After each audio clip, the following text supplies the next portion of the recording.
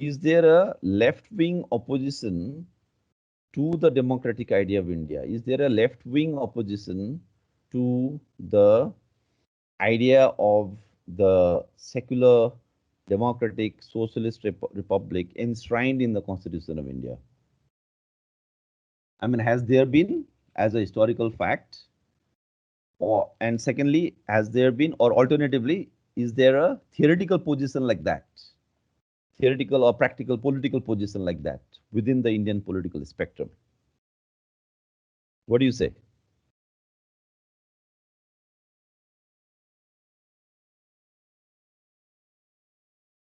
Sir, I think then we have to, I mean, when we talk about leftist politics in India, particularly post-independent politics, No, then I I'm think just two talking about frameworks. I'm talking about the opposition to the democratic idea of India.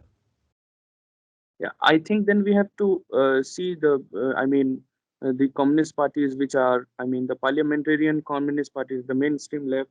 I think they are more about talking the, I mean, defending constitutional values and what, and even enriching and, you know, taking more India towards that. While I think the alternative politics that happen on the ground, be it peasant rebellions that has happened, or the coming up of Maoism, the tribal politics, I think there we could see an alternative where Indian state is not recognized Yeah, or not. but that is already the 60s, late 60s. What about before that? What is the opposition Um, to that? Yeah, so yeah, so hello. yeah. Yeah. I think it was the last Constituent Assembly speech of Dr. Ambedkar, and it is famously known as the Grammar of Anarchy speech. And if we are to talk about what the socialist or communist critique to the Constitution might be, a paragraph in that speech itself talks about why Ambedkar does not want a bloody revolution to take place, and if at all any kind of dissent should come, it should come within the constitutional principles. At least, I mean, there are other things also that Ambedkar talks about. He does not. He mentions that there are limits of constitution, but he clearly critiques the socialist and communist in that speech. No, and he mentions out why why these two groups have problem with the Indian constitution and with the idea of constitution. So maybe I think that could be a beginning point to locate the critique that socialists would have for something like the idea which the constitution represents. I can read that paragraph if you want Oh, yes, from that. yes, yes, yes. Do that, do that, do that. Okay. Yeah, just a That's nice. minute. You can even flash it here, so that we can all see. Okay. Yeah, I'll just do that. Or maybe who knows, Yes. Sahil will quickly find it and flash it here. Yeah, I'll just do that. So one is the question of the bloody violent revolution. One was not going there. But that's the thing. The moment you talk about a left opposition, it comes like, oh my God, I know what you're talking about. You're talking about a bloody violent revolution. No, no, we don't want that. But I think, that's really jumping the gun. You see what's going on here? That means any talk about a leftist opposition is not allowed. And that's what the Salini Sharma piece was doing, was pointing out. You are simply not allowed in the best of and most democratic avatar of the Indian constitutional republican democracy. You are simply not allowed to take a left-wing opposition to the very idea. You can do a dissent and all, whatever it means. I mean, at the end of the day, dissent doesn't mean anything, right? Because capitalist structures are there, state is there, they are just going to remain the same. It's like a media play kind of a thing. So, of course, that is allowed. That is, in fact, more than welcome. That even like, George Bush, as once he famously said when they were sending Iraq, and there was a lot of protest against the visit of George Bush in the UK. And George Bush said, well, this is democracy, we have to send troops to precisely defend this democracy. Protest, demonstration, dissent. If you are just talking about that, if you mean by democracy just that, then of course, that is allowed. But a more intrinsic opposition to the very idea of the republic, that is always, as soon as such a voice emerges, you silence it by saying, "Oh yeah, I know what you're talking about. You want a murderous, violent, bloodthirsty revolution." So keep that in mind. Yeah, Damni, are you there? Yes, sir. I think I Yeah, got the speech. yeah. I'm presenting it. Is it visible? Yes, it is. It Okay. is. You can magnify it a little I can bit. highlight that. Yes, yes. Yeah, I'll just highlight do or it. you can blow it. Yeah, yeah. This is good. Yeah. I'm just it's going to- So this is Ambedkar's speech. Yeah, yeah, yes, yes. Okay, It is and the tell us last Constituent Assembly speech, very famously known as the Grammar of Anarchy speech. And I the date. think I've Tell us the year, date. 1949 till I remember 25 or 26, yeah, 25 Okay. Yeah. November 1949. Yeah. Fantastic. Okay. Yeah. Okay. Yeah, I just got the paragraph. I think, yeah. So, this is the part. Fantastic. And Yeah. so Ambedkar says that the condemnation of the constitution largely comes from two quarters, the Communist Party and the Socialist Party. Why do they condemn the constitution? Is it because it is really a bad constitution? I venture to say no. The Communist Party want a constitution based upon the principle of the dictatorship of the proletariat. They condemn the constitution because it is based upon parliamentary democracy. The socialists want two things. The first thing they want is that if they come in power, the constitution must give them the freedom to nationalize or socialize all private property without payment of compensation. The second thing that the socialists want is that the fundamental rights mentioned in the constitution must be absolute and without any limitations, so that if their party fails to come into power, they would have the unfettered freedom not merely to criticize but also to overthrow the state. These are the main grounds on which the constitution is being condemned. I do not say that the principle of parliamentary democracy is the only ideal form of political democracy. I do not say the principle of no occupation of private property without compensation is so sacrosanct that there can be no departure from it. I do not say that fundamental rights can never be absolute and the limitations set upon them can never be lifted. What I do say is that the principles embodied in the constitution are the views of the present generation, or if you think this to be an overstatement, I say they are the views of the members of the Constituent Assembly. Why blame the drafting committee for embodying them in the Constitution? Then he goes on to talk about Jefferson, and then later Okay. Okay. halfway. Yeah. Yeah. Yeah. Yeah. Go there. Go there. Keep it on that para. Okay, so this paragraph, the condemnation of No. the No. No. No. Constitution. Where you are reading that point. Yeah, yeah. So I read this paragraph and the next paragraph. Yeah. Yeah. These are Yeah. the main. Yeah. That's right. Yeah. Yeah. Yeah. Yeah. Yeah. Yeah, keep here. So this one Okay. that he's saying, I say they are the views of the members of the Constituent Assembly. Now that's quite honest. He's admitted that it's not anything. These are the views of the members of the Constituent Assembly. And why blame the drafting committee for embodying them in the Constitution? I say they blame even the members of the Constituent Assembly. I say why blame even the members of the Constituent Assembly? Jefferson, the great American statesman who played so great a part in the making of the American Constitution, has expressed some very weighty views, which make us okay. So he takes, but this is good that he says that maybe at least this is the views of the members of the Constituent Assembly. Now there are several things here. One of the things which is that there is no any concrete reference to the actual communists in the country. It's a very generic thing that they believe in dictatorship of the proletariat, right? So there's no any engagement with the actual living communists, which he knows. He's very aware, of course. Ambedkar is completely aware, who are the communists and what are they saying and all of that. So this is something very, very generic that communists believe in violent And even revolution or Ambedkar this. So we can't. So maybe we have to look to maybe some other writings or other speeches by Ambedkar. Something, say, for example, where he talks about where he compares Marx and Buddha. In that other text, where he talks about how Buddha as well as Marx, they both oppose private property, and hence there are a lot of differences. Of course, finally he pitches in favor of the Buddha, right?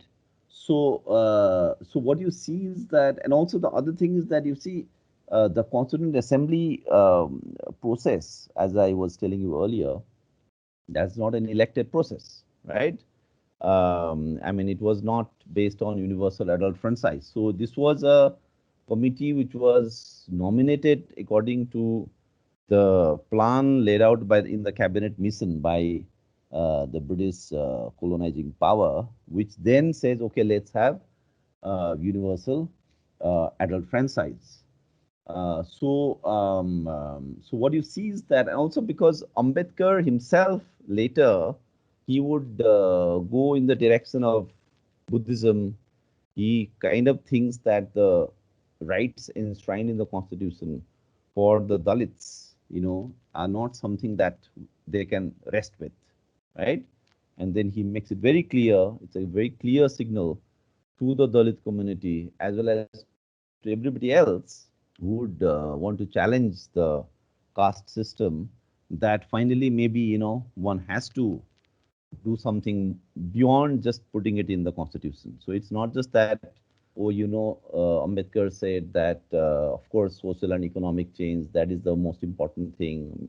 Constitution alone is not enough. Ambedkar also said that there must be real changes in the ground, social and economic changes, as well as the fight against caste. But he goes beyond that, I think, when he converts to Buddhism. That's, I think, he goes beyond not just the constitution, but the entire juridico political legal framework. And that's the Ambedkar I find completely fascinating. And that's the Ambedkar I want to see. And from that viewpoint, also, when you approach, the democratic idea of India, then you see there are a lot of things that are going on.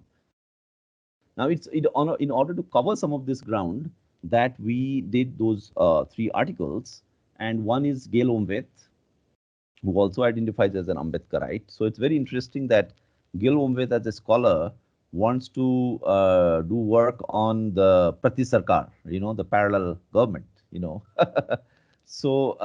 Right, and that's the interesting thing. So it's not just that, oh, these are the people opposing the constitution, oh, these communists and socialists. No, it is not just about these actual subjective forces, called the communists and the socialists. No, because on the ground, what is going on are other possibilities of a new kind of a republic. So it's not just that. So forget the communists and the socialists.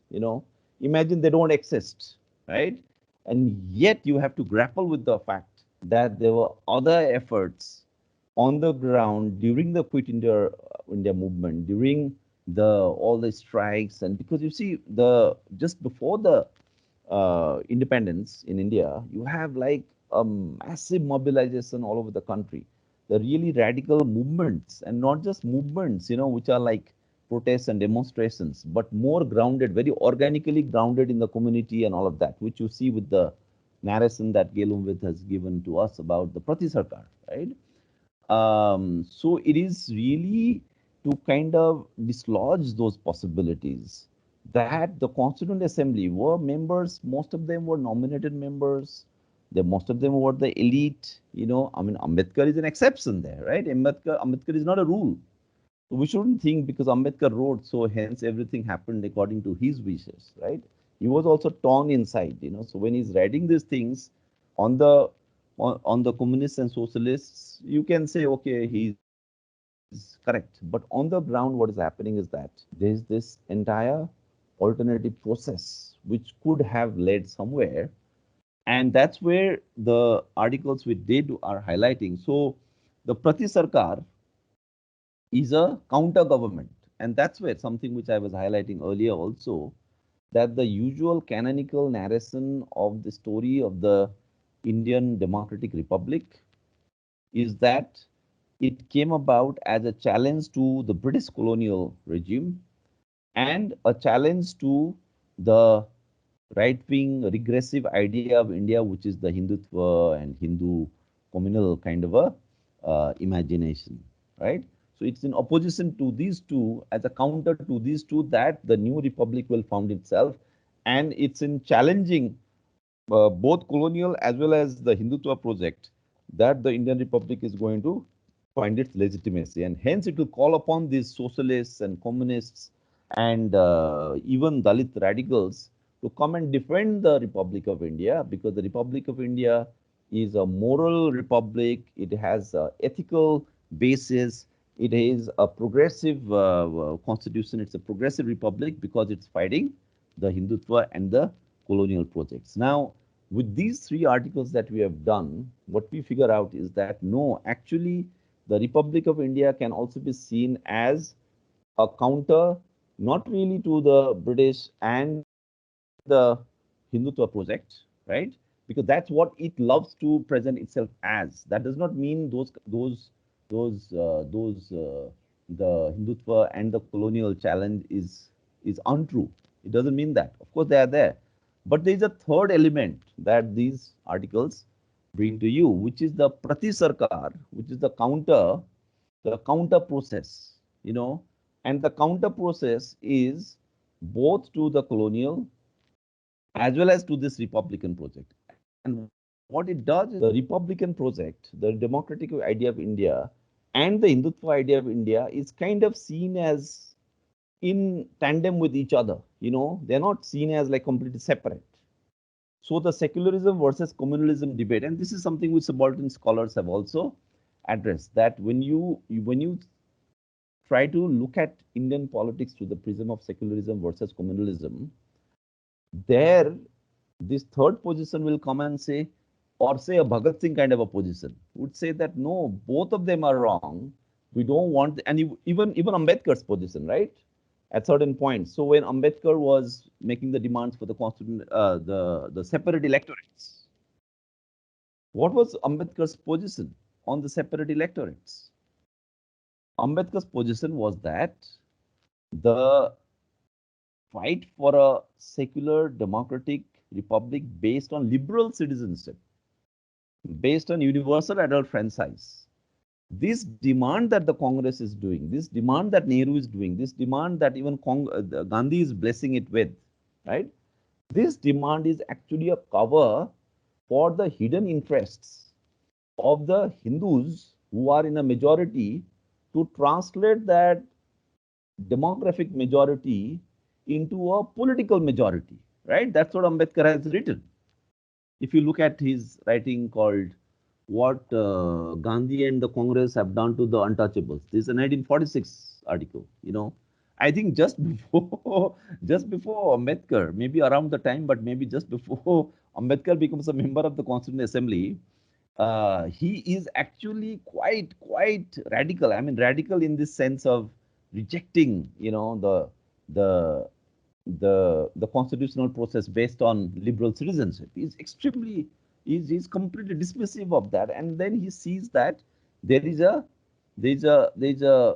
kind of a hypocrisy, there is a double standard that the Congress and the liberals are doing, because they just want to convert the demographic majority of Hindus into a political majority. And that's where the famous question of political equivalence came.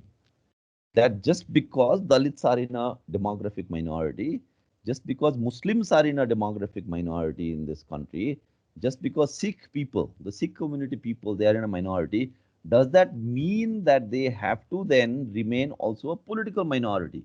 And that's where Ambedkar and other minority leaders said that there must be a political equivalence between a community which is a minority demographically as well as a majority.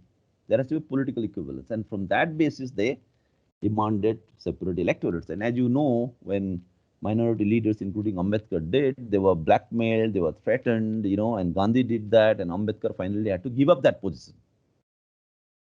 So, liberal notion of citizenship, liberal equality, that principle always hides another motive, and this is something which has always played in Indian politics in the 30s and the 40s, and Ambedkar and all the minority leaders are aware of it. Now, what happens is that in 46, 47, when the communists are opposing the constitutional process, by this time everything had changed, you see.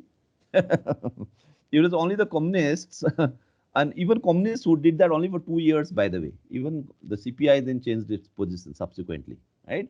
So the challenge to liberal notion of equality and universal adult franchise. I mean, universal adult franchise was something which the communists always supported. But the universal adult franchise they supported because they thought that will be used for the election of the Constituent Assembly. But the Constituent Assembly happened to be nominated, based on the prior elections to the provincial assemblies.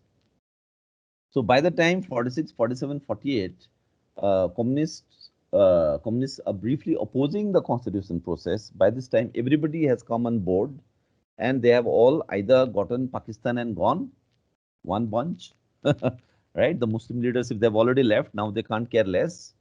Now Ambedkar is part of the Constituent Assembly. So the Communist Party remains a force, and then on the ground are these different forces that are not really communist, like this prati sarkar, in Satara. All those tendencies are there. All these forces are there. There's a very radical workers' movement, strikes, all kinds of things. It's a total mess. In fact, the Quit India movement is supposed to be. A lot of people compare it with what is called a Jakri, right? Which is like a countrywide rebellion, like a mass rebellion, and that's what's going on. Now, the Congress completely wanted to control this process. Now, in a situation where there is like a revolutionary situation in the country, where there are movements and there are eruptions of all kinds all over the country, parallel governments are being formed outside of Delhi. Nobody's waiting for Congress and Ambedkar and all these people to write the constitution and give it to the Indian masses. No, the Indian masses are themselves on the ground. They are themselves declaring Azadi, Azad Sarkar, even in Bihar and several parts of India. Azad Sarkars are being declared.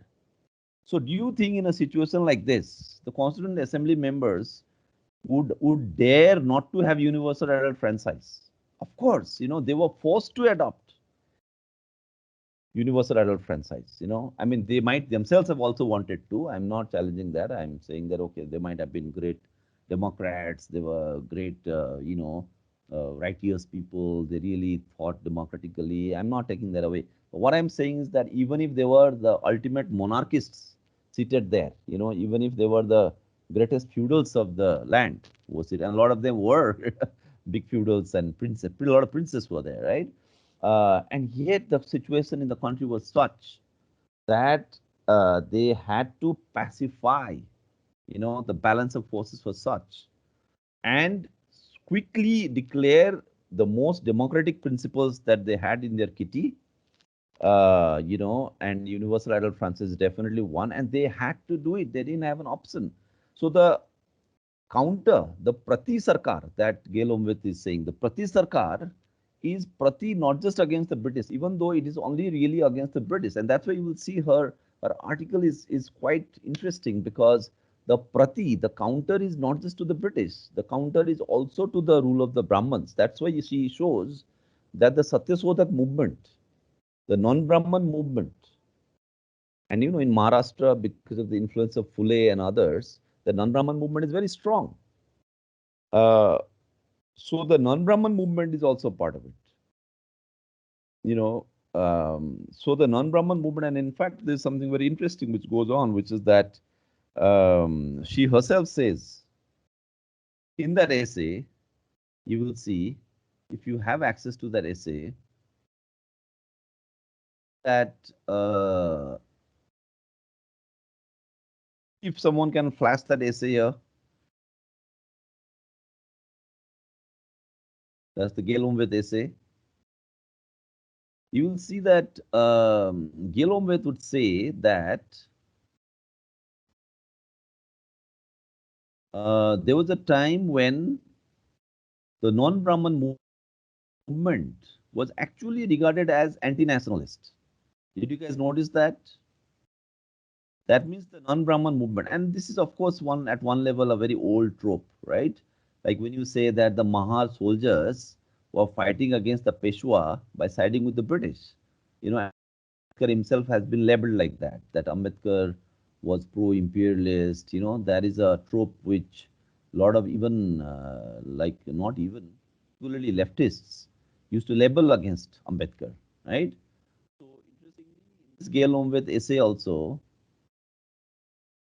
that that reference has been made by her that the Satyasodak movement, the non-Brahman movement, actually was anti-nationalist for at least some time, and it took some time for this movement to and come around and take a different kind of a more nationalist position. You know, see if you can flash the Gelomveth essay so that we then you will Yes, see. I'm doing. I'm doing. And you will see that so which means that um,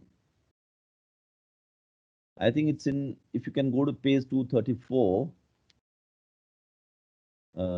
in page 234 you will see that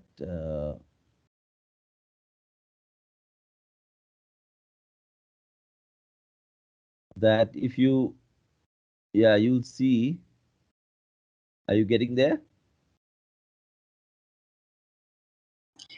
Yes, sir. Just 2 minutes. I'm opening that. Yeah. So it says in 234, it is true that the non-Brahman movement was anti-nationalist in the beginning, right? This is 234. Now this is very interesting, right? The non-Brahman movement was anti-nationalist. I mean, of course, you will be reminded of today's debates, you know, this BJP and all this today's debates, right, about someone being labeled anti-national. But here it's interesting that the word used is not really anti-national, but anti-nationalist. That means there are nationalists there, like the people who are part of the freedom movement, right? So you are against the nationalists, so the anti-national. Yeah, can you blow it a little bit?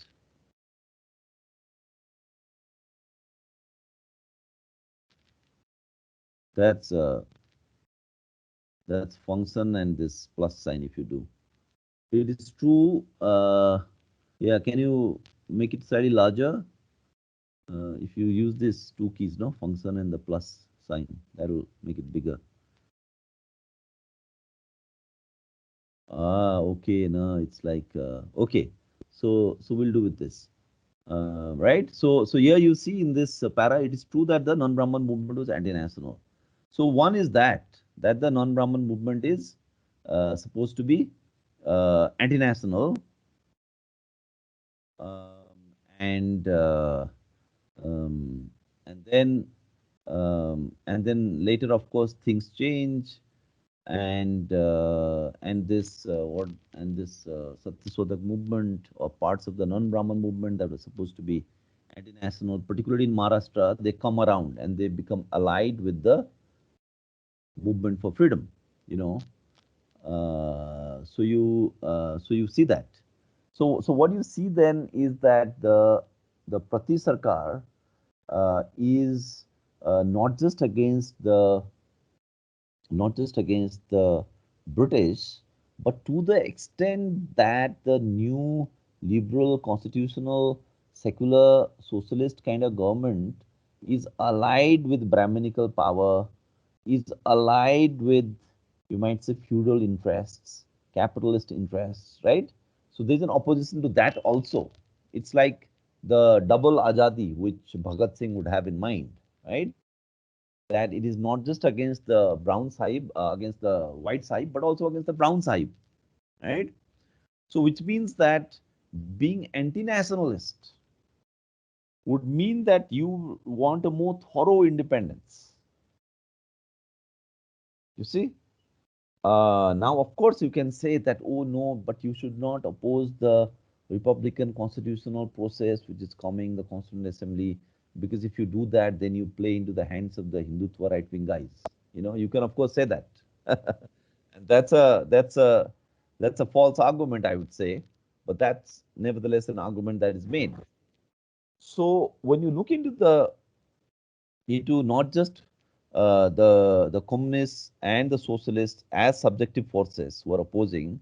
But if you look at the political scenario at that time, then you have things like this, prati sarkar. Now, which means that the prati sarkar is actually, you might say, I mean, today if you see, if you Google prati sarkar, Satara or something, then you will see that the prati sarkar is completely shown as part of the freedom movement.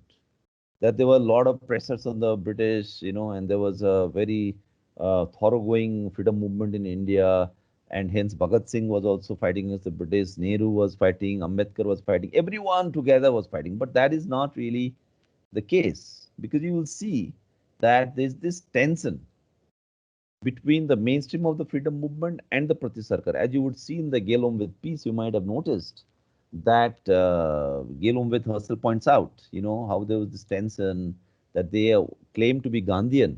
And this is something which we saw even in the Chauri Chaura incident.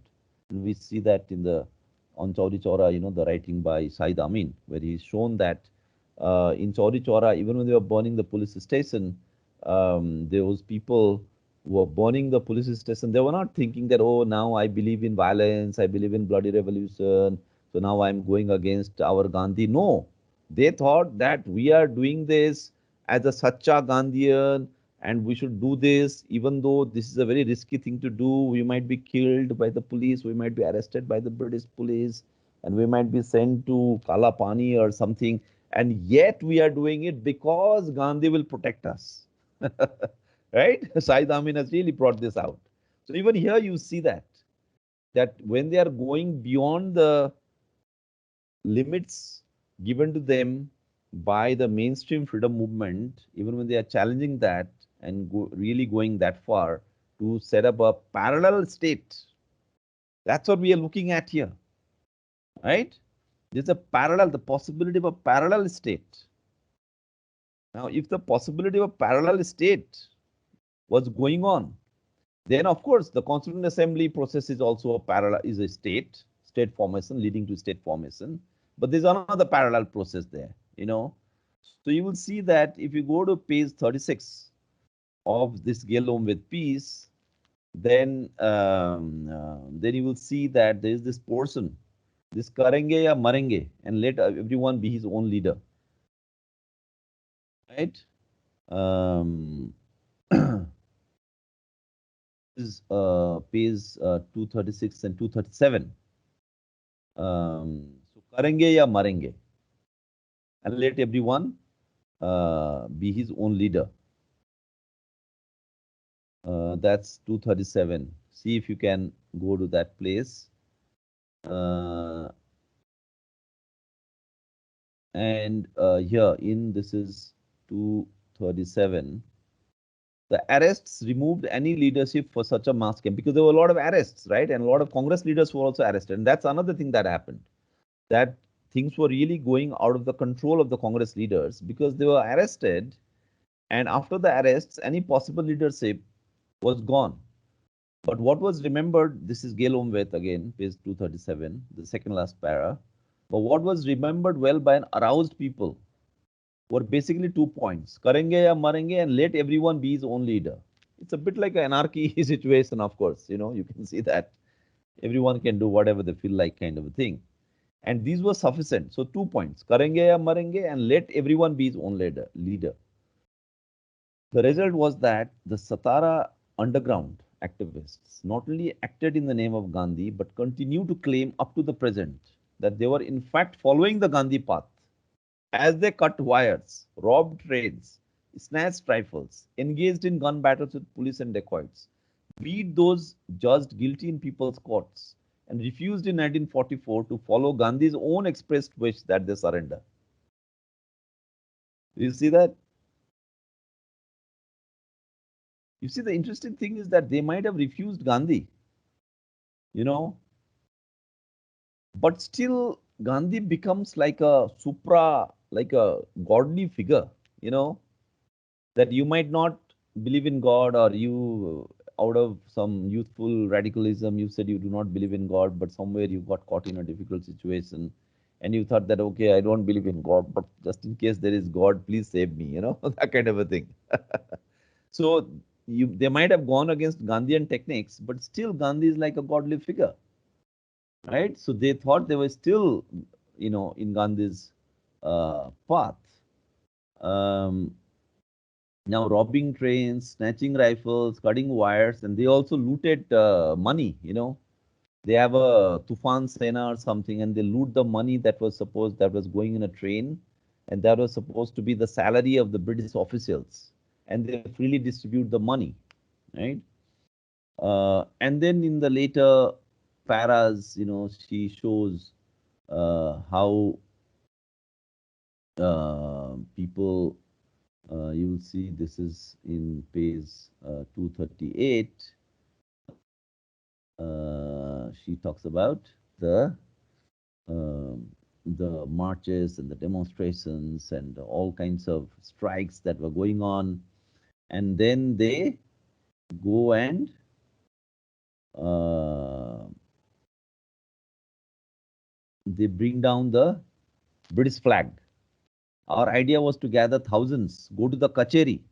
Kacheri is the judiciary, bring down the Union Jack and raise the national flag. Put Gandhi topi on the Mamledar and the Fauzdar and come home. Right? What are the things they're doing? They gather in thousands. They go to the judiciary. They bring down the British Union Jack flag and raise the national flag.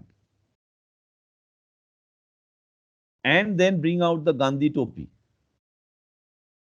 and put that Gandhi topi on the British officials, the Mamledar and Fauzdar, and come home. Right? And after that, if the frontal attack would not work, they will do sabotage.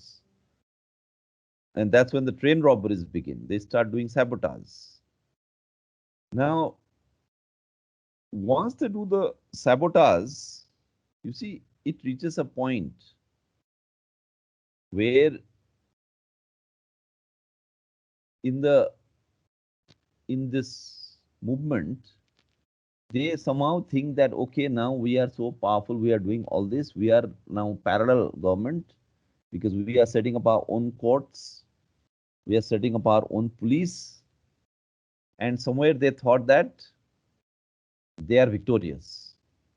And then the article says that soon it turns out that the British would not allow this to happen, and there is a lot of repression on the people. And there is repression on the people kind of back out, and a lot of people out of fear, they start becoming informers for the British government. And when they become informers to the British government, then as it happens in these kind of direct capture of power, the leaders of the prati sarkar, they start taking law into their hands and they start punishing the police informers. And that's where the prati becomes patri, right? The patri sarkar. And it's very interesting, the prati and the patri. And the patri as, so the sarkar gets a double meaning. Prati as in counter, but patri as in it's like a, you must have read it, right? So this is the where those people would be beaten on their feet because they are becoming police informers or something, and then, but patra in Marathi also means that the horseshoe, that you put, वो कील जैसा ठोकते हैं ना खच्चर और घोड़ों के जो पैर में, on the hoof of the horse, horses. So that's patra. So it's like that. So they get beaten there, and then the expectation is that they become toughened or something, and they are not going to do this informing business anymore, informing to the police. But the patri has that it's a very street level thing, right? It's a very, that kind of a very pedestrian kind of a character it has. It's like you punishing someone for a low level crime, and then all the villagers or the public, they gather and they do this. This guy will be humiliated maybe because he's become a police informer. So this patri character of the government, of the prati sarkar, that you see that is the pedestrian aspect, you know. And then you can say in terms of the the working class, the Dalits, you can imagine they are all participating in this, right? Because this is not a thing happening in the chambers of the parliament. This is happening on the road. This is happening in the busy marketplaces and all, right? It's happening in the village, in small towns, everywhere. So um, so you have the Nyayadan mandals that were to blossom into real people's court, the central institution of the Prati Sarkar. Uh, and this is in page 240, right? So you see this that there's this entire kind of a very the formation of the Prati Sarkar is something very pedestrian, so pedestrian that the British, to kind of in a way give it a bad name, or even the leaders of the freedom movement were not very happy with it. The Congress leaders are not very happy with it. They would uh, in order to give it a bad name, also use this name to kind of as a derogatory term, by calling it Patri. So I see Vaishali is not able to enter this. Uh, okay. Yeah. Um, so that's the thing. So that's the Patri, as in the beating of the soul. So I would also say that you should look at this in a more in a slightly metaphorical sense also. The word Patri.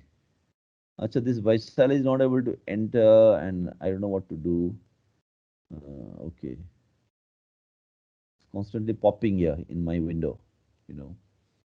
Um, so what you see then is that the one is the kind of things that we saw in the Shalini Sharma article, you know, what we also saw in the Ali Raza article, that already in the Ali Raza article we saw that during the Meerut conspiracy case, I mean how the history of the Indian Republic really, where any kind of left opposition gets shunned, any kind of left opposition either gets labeled as violent, revolution, bloodthirsty and all, or it is just kind of snuffed out. It is just kind of ignored or marginalized, or direct repression is used, as with the Telangana uprising, right? The Telangana uprising, that's the first thing that Nehru does after independence. He sends the army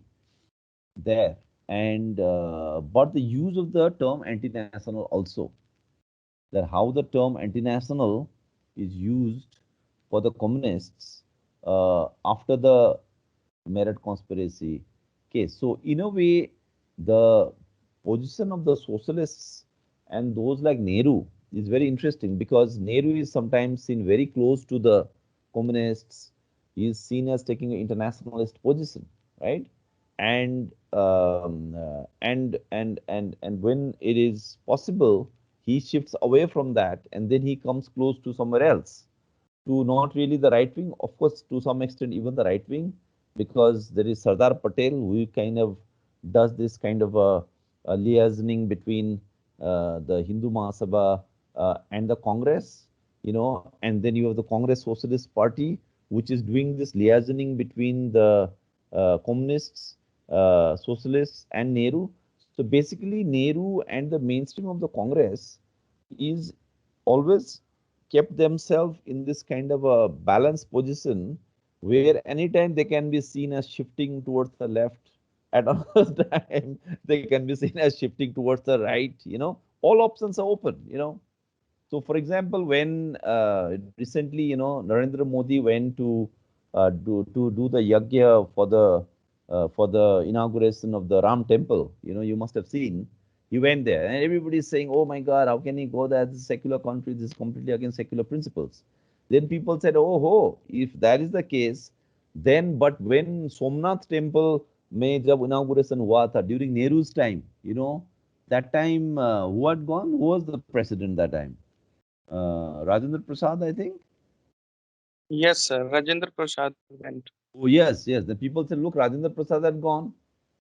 वो तो But Congress के but जमाने में हुआ, right? Nehru तो उस time Nehru, थे. I think Nehru हाँ, wrote to him, yeah, yeah. Nehru, and even yeah, that's right. to Nehru wrote. Hmm. of this country to uphold the secular fabric and all these things. That's right. That's right. That's right. Yeah, Nehru opposed it, but then within the Congress also this was there, right?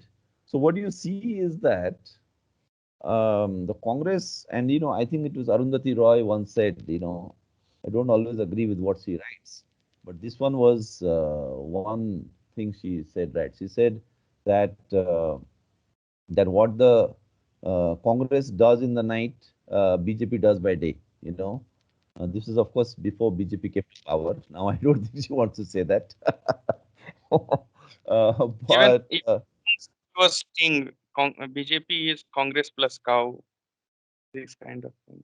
acha, who said this? Arun, sorry.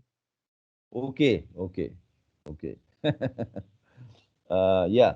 So, and you can make a valid argument that is indeed the case. But in any case, what you say is that these claims might be right or wrong. But the central thing here is that Nehru could always do that. So, what the Meerut conspiracy piece shows is that that's a very interesting piece. It shows that with Nehru, he could be internationalist, but at the same time, when the communists were being labeled anti-national, for being internationalist, particularly, well, during the Meerut conspiracy case, because of their international connections and all of that, because communists are supposed to be the most internationalist, and they don't hide anything about this, because working class, working men of all countries unite. It's not just of only one country, right? So that the internationalism is in the DNA of Marxism. But so what Nehru could do is that anytime that could be changed and adjusted, right? Okay, Vaishali, that's fine. Good to see you are in. And so during Meerut conspiracy case that happened, and what's also interesting about that piece in the Meerut conspiracy case is that a lot of people say, including Marxists, that the communists gained a lot because of the coverage they got. Once the Meerut conspiracy case, those things were fought in court. It is like Kanhaiya became very famous, after his arrest, right? So you can say that, oh, this is very good, the BJP government ne apna pair mein kuladi mara, dekho Kanhaiya, and all these left leaders become very famous. Look at the number of YouTube views. Any leftist leader gets in this country. Kanhaiya has the highest. Oh, the BJP government did a mistake. You can, of course, say that. But then Ali Raja says that no, that actually is not true. The Meerut conspiracy case ke baad, what happened with the communist movement was that the limits of what the communists could legitimately do as the opposition, that was set, and the communists started accepting that if you go there, then look, you will be labeled an anti-national, so you better be in check, right? So Ali Raza reads it very differently, and that's why I thought I should give you this reading. It challenges a lot of the established writing on the Meerut conspiracy case. But then what happened after that, historically, is that once the Second World War happened, then because communists and, in fact, even the socialists and all, they would say that we should suspend our freedom movement for now because Hitler is a bigger enemy, fascism is a bigger enemy. Now, even Nehru, being an internationalist, even he would side with that. But Nehru would always keep the option open When there is an attack that, oh, you are suspending freedom movement, you are keeping your internationalist perspective above the interests of the Indian nation, right?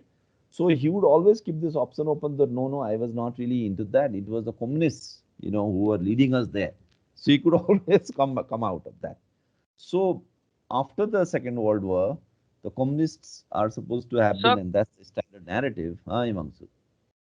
but the Congress also, no, these leaders also, I think they did some compromise with Britishers in order to give, army support and food support, that we will give you and you'll grant us independence or something like that. Who the Congress leaders? Yes, sir, with the Oh, British. absolutely, absolutely. Yeah. Absolutely. They always did that, they absolutely did that, all the time. They specialized in that. So, in any case, just to finish this point, so after the Second World War, it became even more difficult for the communists to again establish themselves. But then what came to the rescue of the communists was that these movements that are going on all over the country, that the British were not able to control, the Congress was not able to control, and then there was the Naval Mutiny Uprising. When was that? In 46, I think, in Bombay, right? So the entire atmosphere was such that the country was restless. It was really, in that sense, there was no Bhagat Singh or there was no subjective forces to give leadership like that, which were more radical or more left to the Congress. And yet, on their own, people were like doing whatever they could do, right? So it was not organized and channeled in one direction. If that had happened, maybe we would have a different process of the Constituent Assembly. Maybe the demand would have been, that there should be elections for the Constituent Assembly. Because you see, the Nehru report, which is the Motilal Nehru report of 1928, had actually demanded Constituent Assembly based on universal adult franchise. It was the Congress's own demand, by the way, that there should be universal adult franchise. Because what happens is that when you write a constitution through universal adult franchise, then the entire process is different. Do you know any country where a constitution was written through direct election, the election of the Constituent Assembly members through universal adult franchise? Do you know where it happened?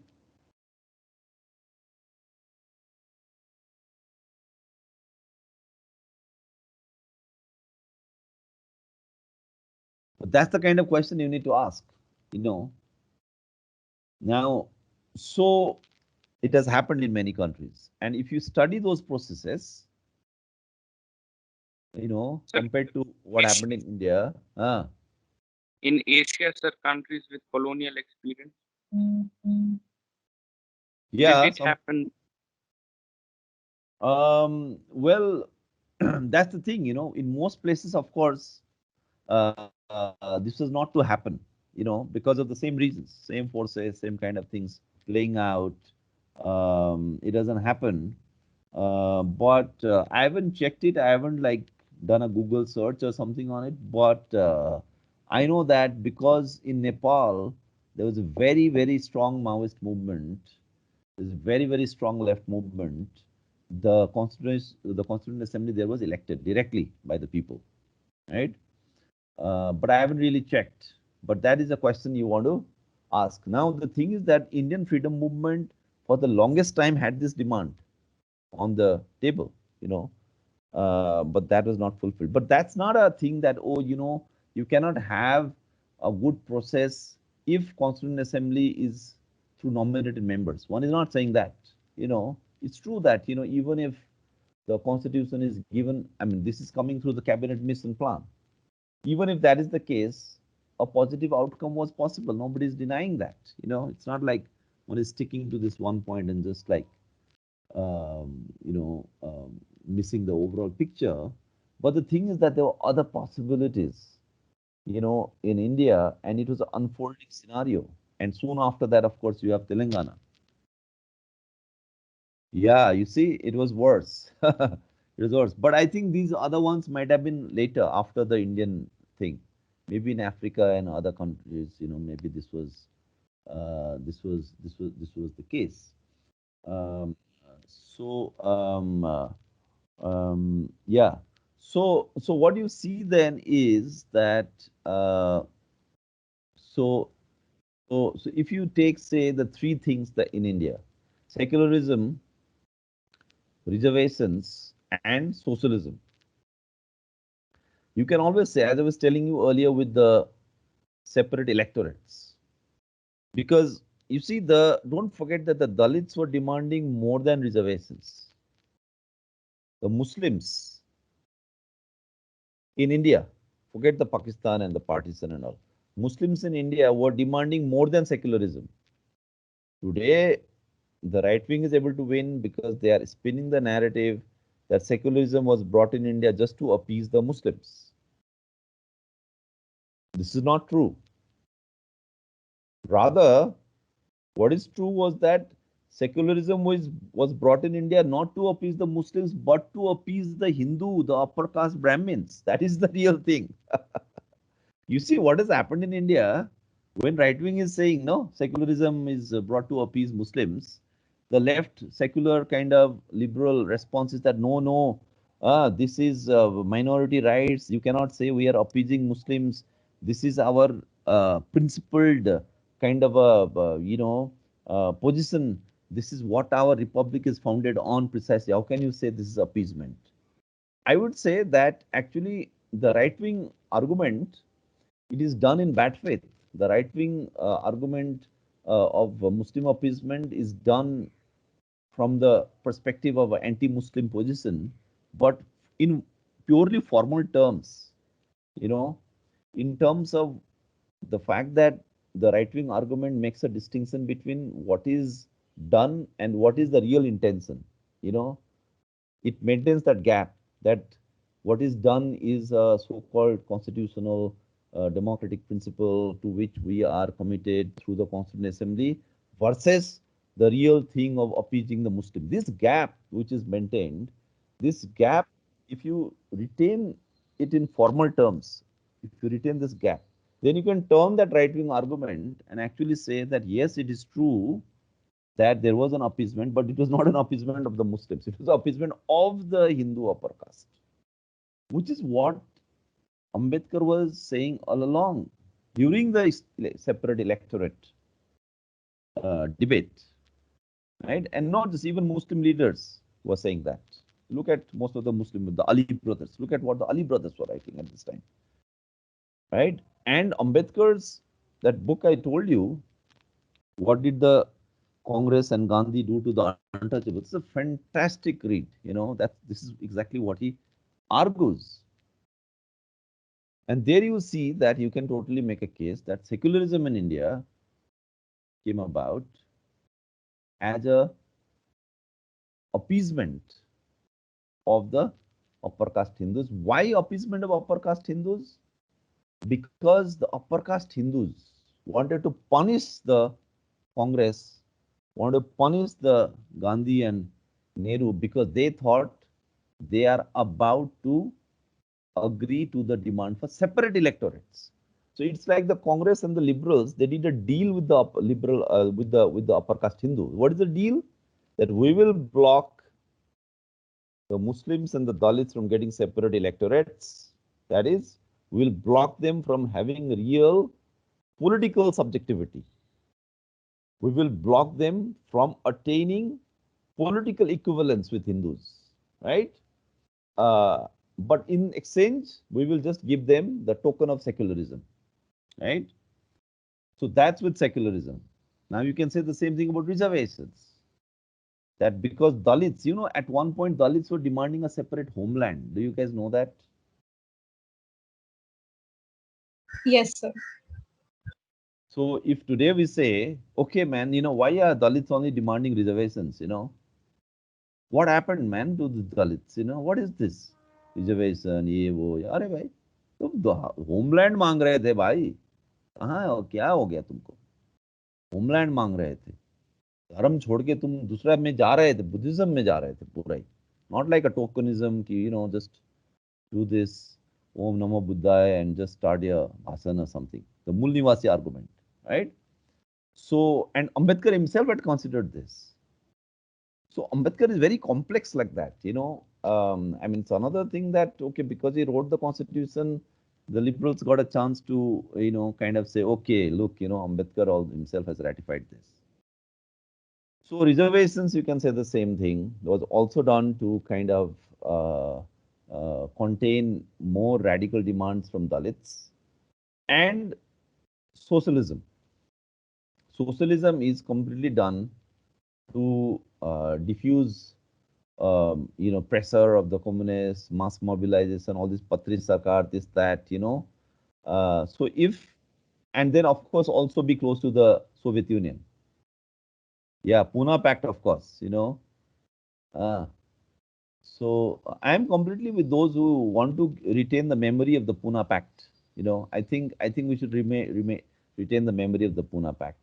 I mean, Ambedkar might have been blackmailed by Gandhi to submit to giving up separate electorates and all that. But we did not carry that cross on our shoulders, right? I mean, uh, a friend of mine once jokingly said that what Ambedkar should have done because Gandhi blackmailed him. No, what was Gandhi blackmailing him with? I think Gandhi said that I'm going to pass on to death and I'm going to Yeah, die. ऐसा passed बोला on to death. Yeah. या Yes, yes. किसी ने मुझे अभी बोला, एक मेरा दोस्त ने बोला कि what Ambedkar should have done, the best Ambedkar should have done is, अच्छा तुम बैठो हंगर स्ट्राइक, मैं भी बैठता हूँ, चलो देखते हैं.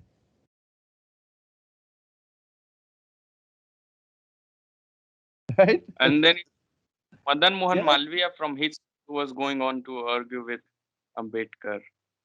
नहीं नहीं, अम्बेडकर साहब को भी बैठ लेना चाहिए था. तुम भी बैठो, मैं भी बैठता हूँ, फिर देखेंगे. यू नो तब वो लाइन में आता बुड्ढा. Because he's very clever, right? Gandhi is very, very shrewd. Don't forget that, yeah. Gandhi is the shrewdest guy around. He like you like simply you can't beat him. I'm sure he would have thought, he would have thought this in his mind. अगर अम्बेडकर बोला कि ठीक है भाई चलो मैं भी बैठता हूँ फिर देख लेंगे, I am sure Gandhi had another plan in his mind.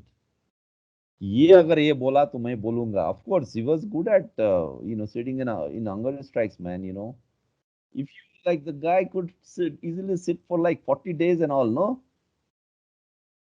40 दिन तो बैठ लेता था ना गांधी हंगर स्ट्राइक में. कितना दिन तक बैठा है वो?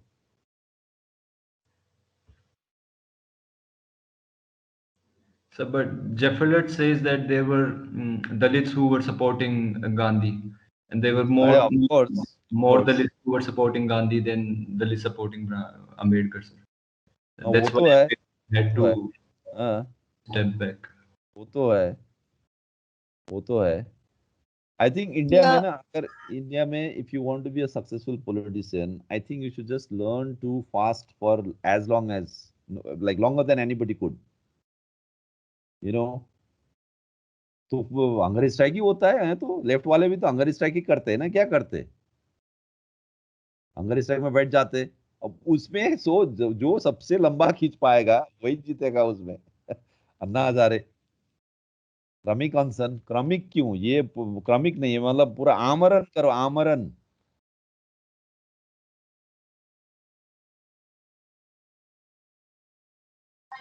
Gandhi, in fact, had these arguments for a lot many things. So when this thing started happening, I think during the Swadeshi movement, the boycott started of the Liverpool and Manchester clothes. So when that boycott started, people said that how are we going to just a minute.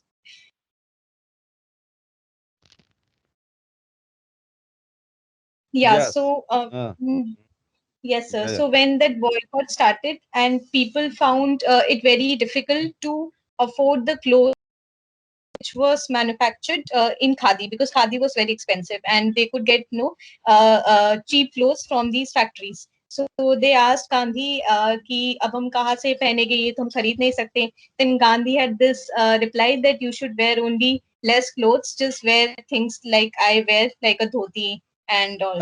So this was his reply.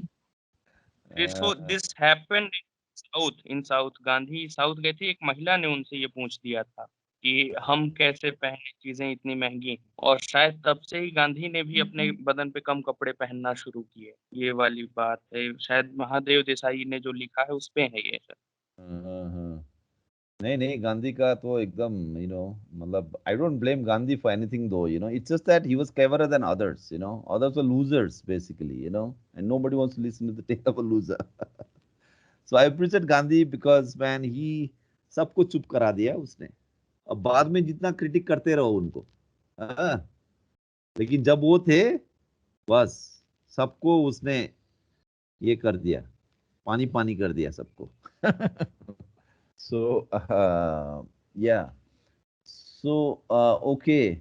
So then you see secularism, reservations, socialism, if all of it, the beautiful things in the idea of India, from this narrative, what you see is that all of them, it's not like, we got to give credit to the Constitution. Oh, wow, we got this great Constitution. No, I think the Constitution came by precluding even better possibilities, and that is something which Indian political science loves to hide. It tends to tell us that you got this great constitution, and if you hadn't got this great constitution, the only possibility was this dreadful idea of the RSS and Hindutva.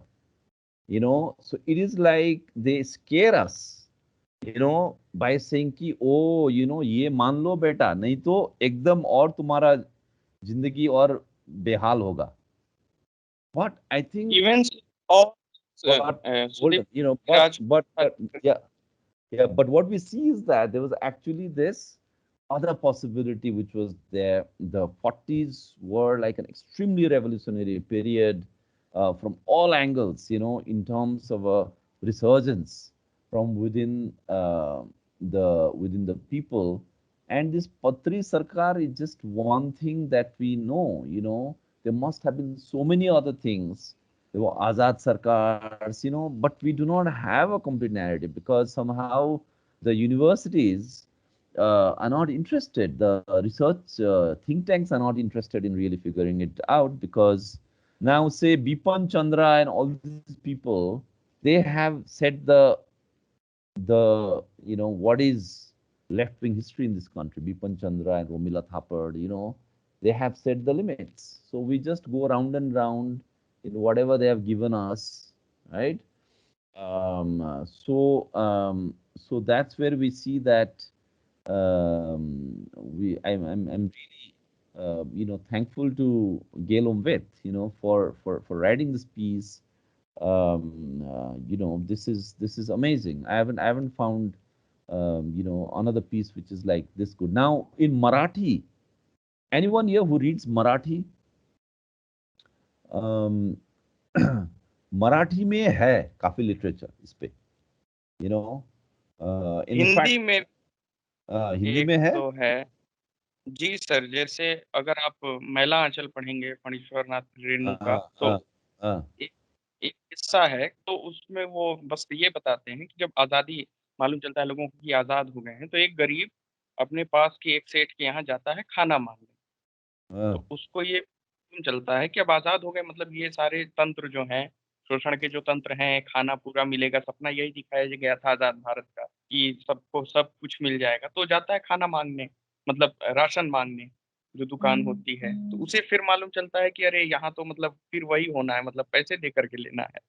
तो वो परेशान हो जाता है, वो बोलता है कि ये तो लोगों ने तो कह रहा था कि आज़ादी मिल गई है, और ये लेकिन इधर जो है ये मतलब हमसे ये नहीं लिया जा रहा है। ऊपर से सर मैं दूसरा एक इंस्टेंस है मांझी मूवी का, कि जब मांझी वो जो दत्त मांझी है वापस अपने गाँव जाता है, तो उसी वक़्त देश में भी आज़ादी हुई होती है और वो जाता है और वो गले लगा लेता है सामंत को, जो उसके गाँव का सामंत होता है। तो वो उसको मारता है, फिर पूछता है कि तुम कौन हो? फिर जब वो अपनी ज़ात बताता है तो उसे मारता है। तो बोलता है कि अरे हमें तो लगा कि जात-पात का बंधन टूट गया क्योंकि देश आज़ाद हो गया। पर ऐसा था नहीं। तो सर ऐसे कुछ कुछ इंस्टेंस है। इसके अलावा रणेंद्र हैं, उन्होंने कुछ कहानियां लिखी हैं, उसमें भी लेकिन ऐसा ये है ना, हिमांशु हिमांशु, वो नागार्जुन ने भी लिखा है, वो बहुत है, लेकिन ना ये सब में मेरा विश्वास नहीं है। ये जो सब लिखे है ना, ये सब मेटाफोरिकली ज्यादा है भाई। कॉन्क्रीट में बताओ ना, कॉन्क्रीट में था ना ऑल्टरनेटिव, वो तो नहीं बताते हैं। सिर्फ मेटाफोरिकली वो सुना जी जी। आजाद हो गया, फिर ऐसा आदमी गया सीधा सा, उसको नहीं पता था कुछ भी, उसने बोला अरे देश आजाद हो गया, हमें कुछ दे दो, फिर उसको नहीं मिला, फिर पुलिस ने पीट दिया। मतलब ये सेंटिमेंट के लेवल पे खेल। लेकिन ये हमें इस्टेब्लिश करना है कि भाई कॉन्क्रीटली था, ये सिर्फ एक सपना नहीं था कि भाई देश आजाद होगा, सही में सब आजाद होंगे। और ये थोड़ा एक बैड फेथ भी है इसमें, ऑफ कोर्स। मतलब किसी ने, मतलब ऐसा नहीं सोचा ना कि भाई, किसी ने, नेहरू गांधी ने भी ऐसा नहीं बोला कि अब देश आजाद हो गया तो हर चीज, हर समस्या मिट गया, वो तो किसी का भी क्लेम नहीं था। तो मुझे लगता है कि, और जो स्पेसिफिक जो हम लोग इसमें जो कर रहे हैं, है ना, जो शालिनी शर्मा का पीस में जो दिया है, थोड़ा सा, कि जो 1946-47 में जो कम्युनिस्ट पार्टी का जो पोजीशन था on the constitution, not just on the constitution, on the larger process, why did the CPI give it up, right? You know why did the CPI give up? And the taming of the CPI, not just the taming, the self-taming of the CPI, which happens, so if you look at writings by Marxist scholars in India, so this period from 46 to say 48, when the Communist Party took a very tough stance, this period, they regard as a dark history of the communist movement. Do you guys know this? This period that I am teaching you guys, all these things that I am telling you, you look at the official Communist Party history, they say कि अरे आप ये सब क्यों पढ़ा रहे हैं, ये तो कम्युनिस्टों का डार्क हिस्ट्री है, तो आपको बताना नहीं चाहिए। अब राम गुहा, रामचंद्र गुहा, सब ये सब उठा के और पीटते हैं, बोले कि देखो कम्युनिस्ट का असली चेहरा तो ये है कि ये तो कम्युनिस्ट कॉन्स्टिट्यूशन को भी नहीं मानते थे, इतना हरामी है ये। हाँ, मतलब जब उनको कुछ होता है, बीजेपी वाले उनको पीट रहे हैं, अरेस्ट करने वाले हैं, तो फिर सब कविता कृष्णन से लेके सब लेफ्ट वाले मिलके बीजेपी का विरोध कर रहे हैं, तब तो फिर वो फिर लेफ्ट का ही आदमी है ना। लेकिन जैसे ही कुछ थोड़ा डिबेट आगे जाता है हल्का सा, तो फिर इसमें ये होता है कि अरे ये कम्युनिस्ट का असली चरित्र क्या है, कि ये तो कॉन्स्टिट्यूशन को भी नहीं मानते थे, ये तो राइट विंग जैसा है। And you will see in the Shalini Sharma piece that in 46, 47, 48, and that's why you see most accounts of Indian politics, you will see, mostly will not go into the kind of details of this, what happened in 40, 47, Patri Sarkar, this, that, mostly like focus on Constituent Assembly debates, then come to 1950. 1950 se fir, then you get the narrative. So what you see is that, um, uh, what you see is that at that time, I was saying, the Ramgua and others, so they will say this, that this is a dark history of communists. Now the communists themselves will also say this is a dark history. you know तो यहाँ तो बड़ा मुश्किल है। May be Apoorvanand तो अब उनका तो क्या बोले, है ना, he does not claim to be a Marxist even. I'm talking about people who claim to be a Marxist and who completely,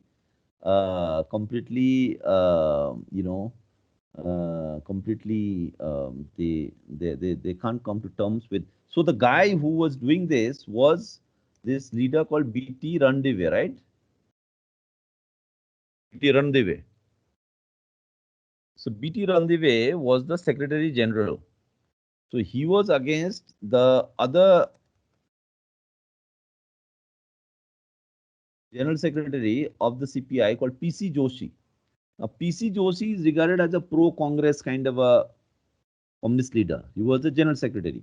So B.T. Ranadive overthrows PC Joshi, and Ranadive then takes this radical line, right? And then there is a debate about whether we should actually support the Constituent Assembly. And then there is reference to the October Revolution, where there was a Constituent Assembly. It's a kind of a similar scenario where the Bolsheviks are about to capture power, but there's already a Constituent Assembly of the Liberal Democrats. Now, should the communists go and be part of the Constituent Assembly? Or should the communists say that no, we will not accept the Constituent Assembly? We want a more radical republic and we will not go with this Constituent Assembly process.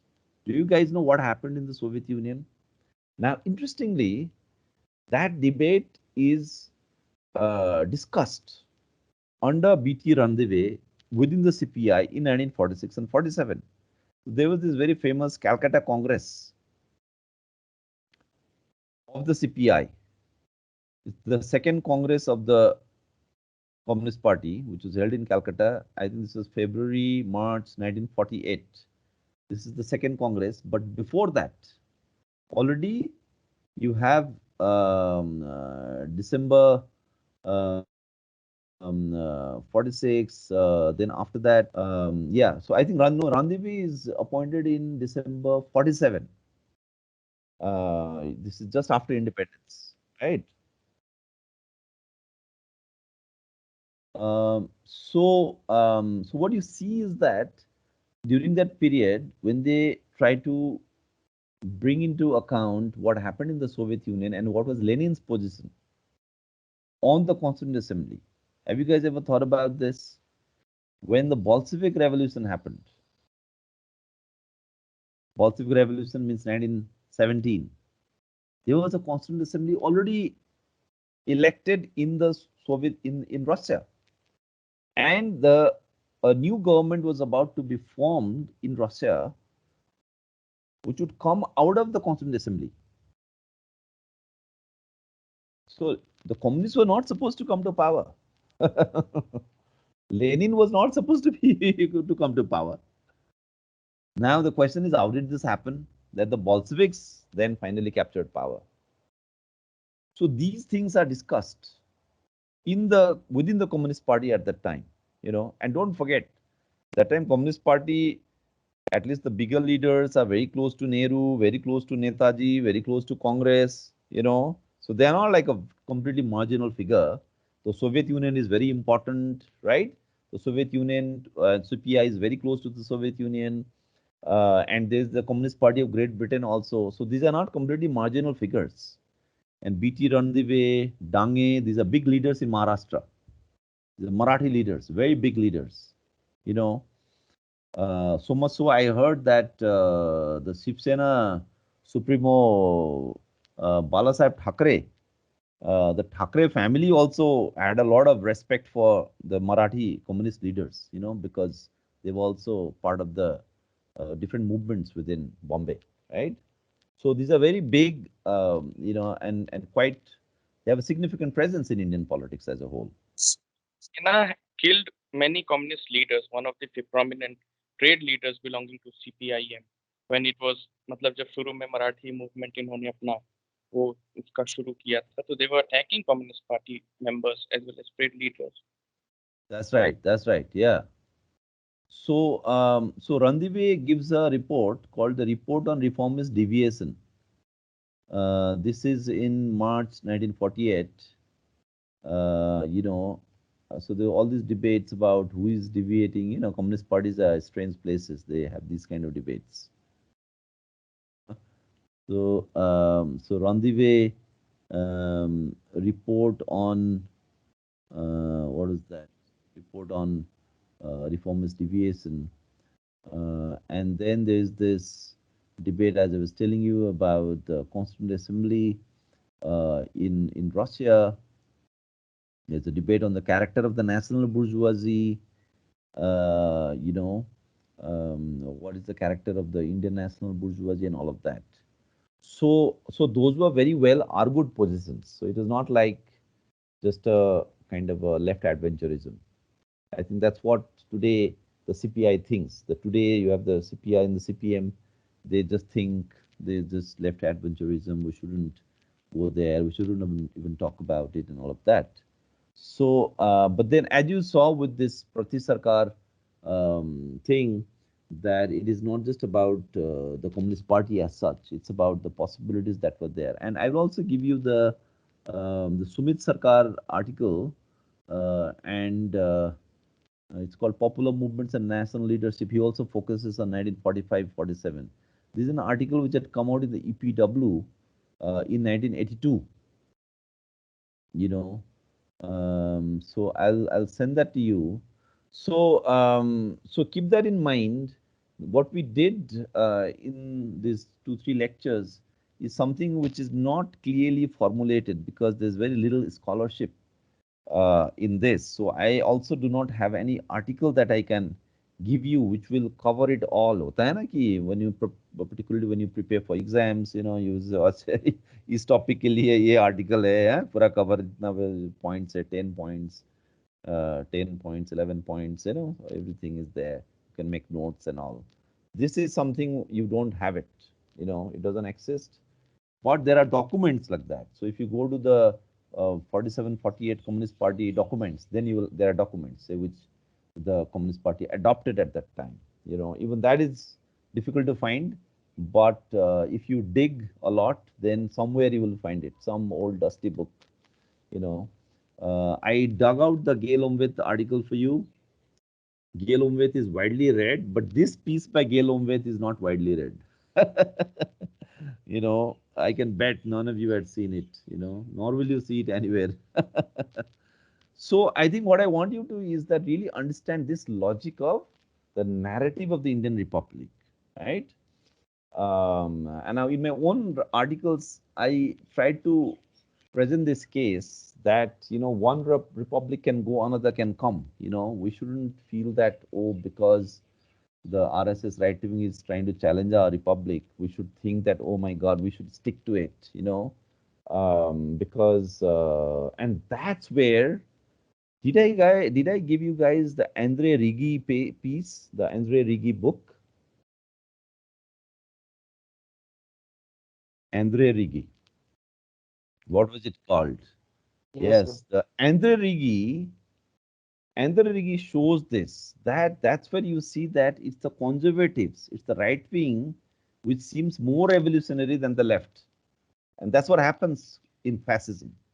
The rise of fascism is precisely this problem, that the right wing is willing to do away with everything that is given in the status quo. And they say, oh, we need a new constitution, we need a new republic. They are like the revolutionaries. They are willing to turn things upside down. And it's the left and the so-called democratic and progressive forces who are the ones saying, oh, no, let's just stick to this. Whatever we have is good. It is in 70 years we have it. We should have it for the next 700 years or something, you know, right? And that's exactly what had happened in Europe. If you want to hear in one sentence why fascism won in Europe, one of the things was that the conservatives could present themselves as the true revolutionaries, and the communists and the left, and worse, the liberals are the worst. You know, the liberals were completely like vested interests. They do not want to change anything. Everything is fine.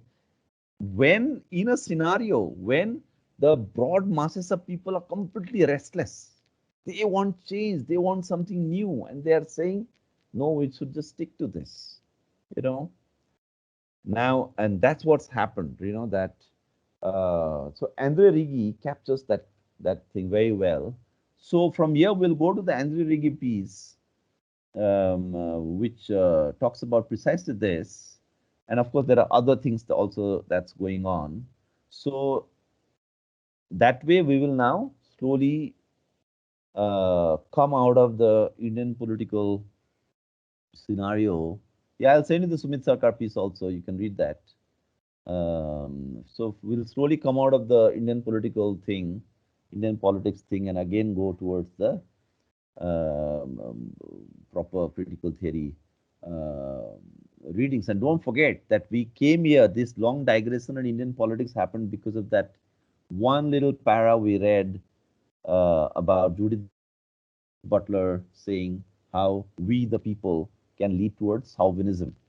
And all of you guys were, of course, completely mad at this statement. You guys were saying, no way, our holy constitution, how can it lead to chauvinism? Chauvinism can only come from the right wing, right? So we had to do this long digression. Should we call that a digression? But I think it's good to have this digression, because ultimately whatever theory you do, you have to understand it in your own context, in your own country, in your own society. Don't forget that, you know. Um, so we'll go to the Andorigi piece next. Um, uh, any questions, not on internal assessment and others, on this lecture that we had on the India part? Anything that you guys want to bring up? And Damni, good that you brought the Ambedkar thing, but I in fact, okay. So what we'll do in this course, we will also do a small portion from that book of Ambedkar, which I was telling you about. What did Gandhi and the Congress do to the untouchables? So we'll do, I will select a few portions from there. It's a long book. So we'll do Ambedkar from that period, you know. Um, and I hope you guys have read the Ambedkar's thing on Buddha and Marx, where he compares Buddha and Marx. That's also a very good piece, right? So that's that. And So, yes. uh, yeah, regarding the constitution, I was just wondering if a country such as, as diverse as India has to agree on certain rules that would help in functioning the country, there would be some voices which would be left out, even if we had an alternative constitution or a constitution process. Uh, so, how to deal with this dilemma as such? The cost of leaving voices out.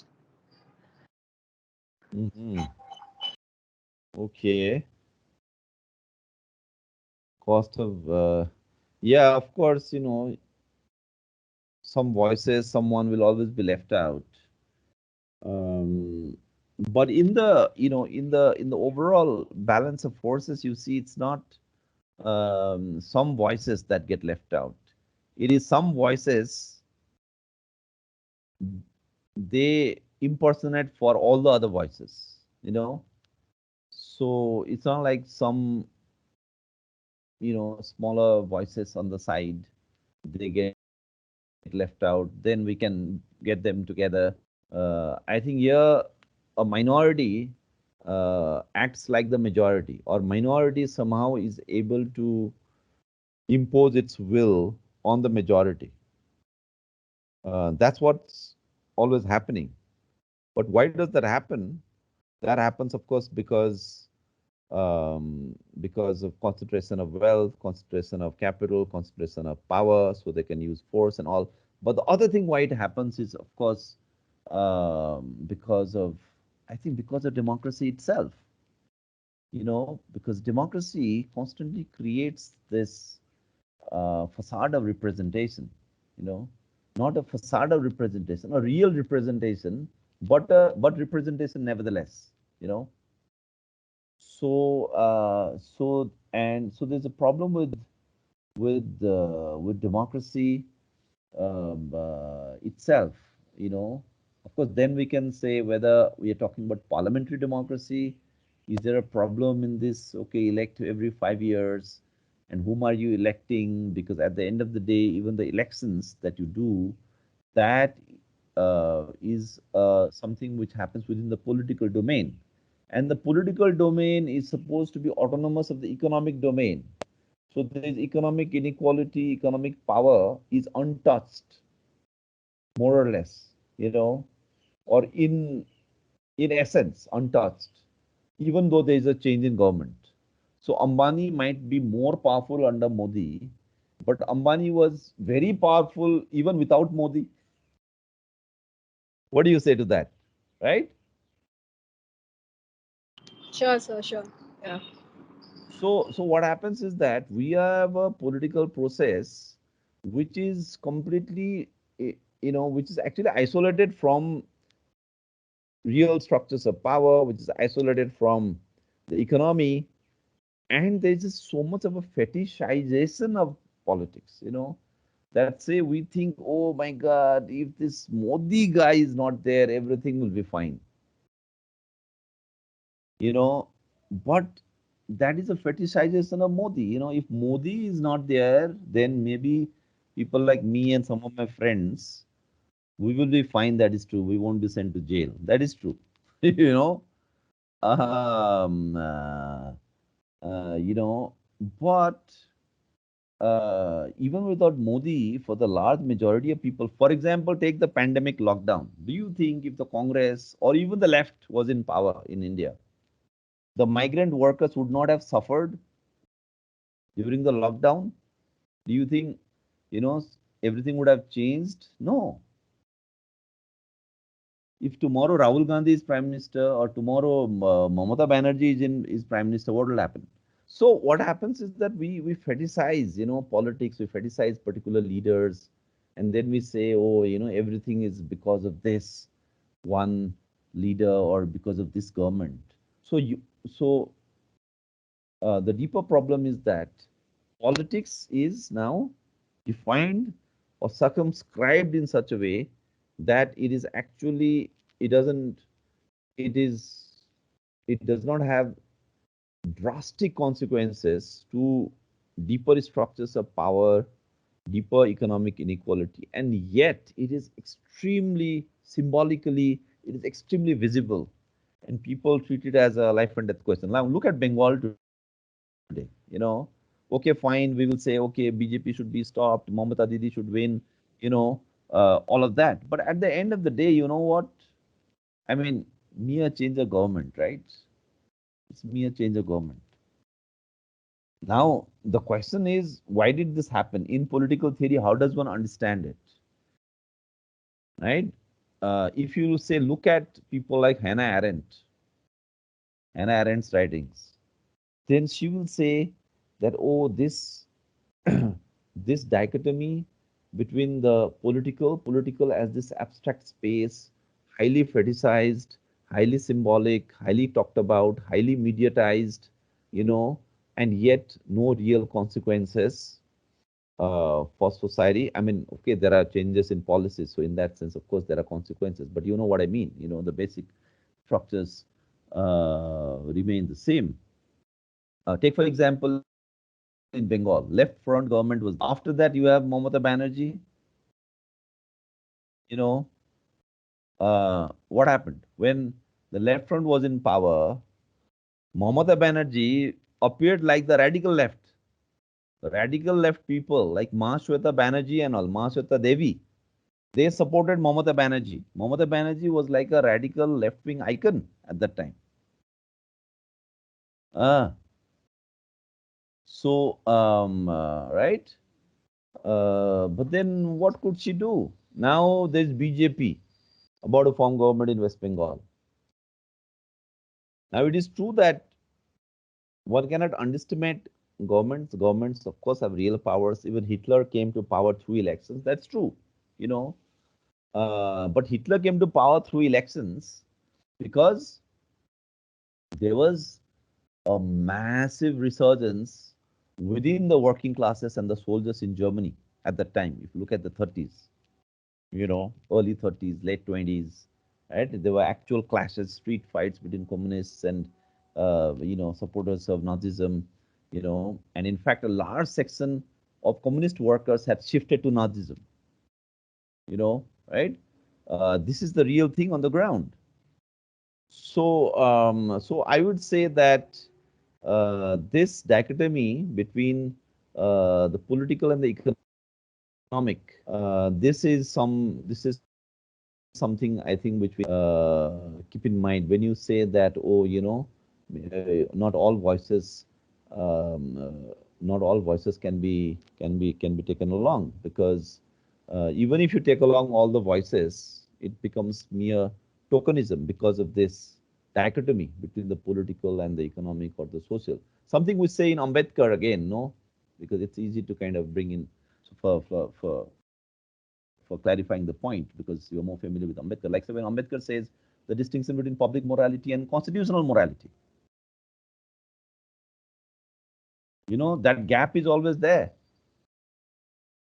So even if you include, say, Dalits within the constitutional process, say you have an atrocity in a particular district, and then you say, oh, those atrocities are happening because there is no adequate representation of Dalits within the administration. But then that's not always true, because atrocities against Dalits have taken place even when the DM, the SP, the IS, IPS officers in the district are Dalits, right?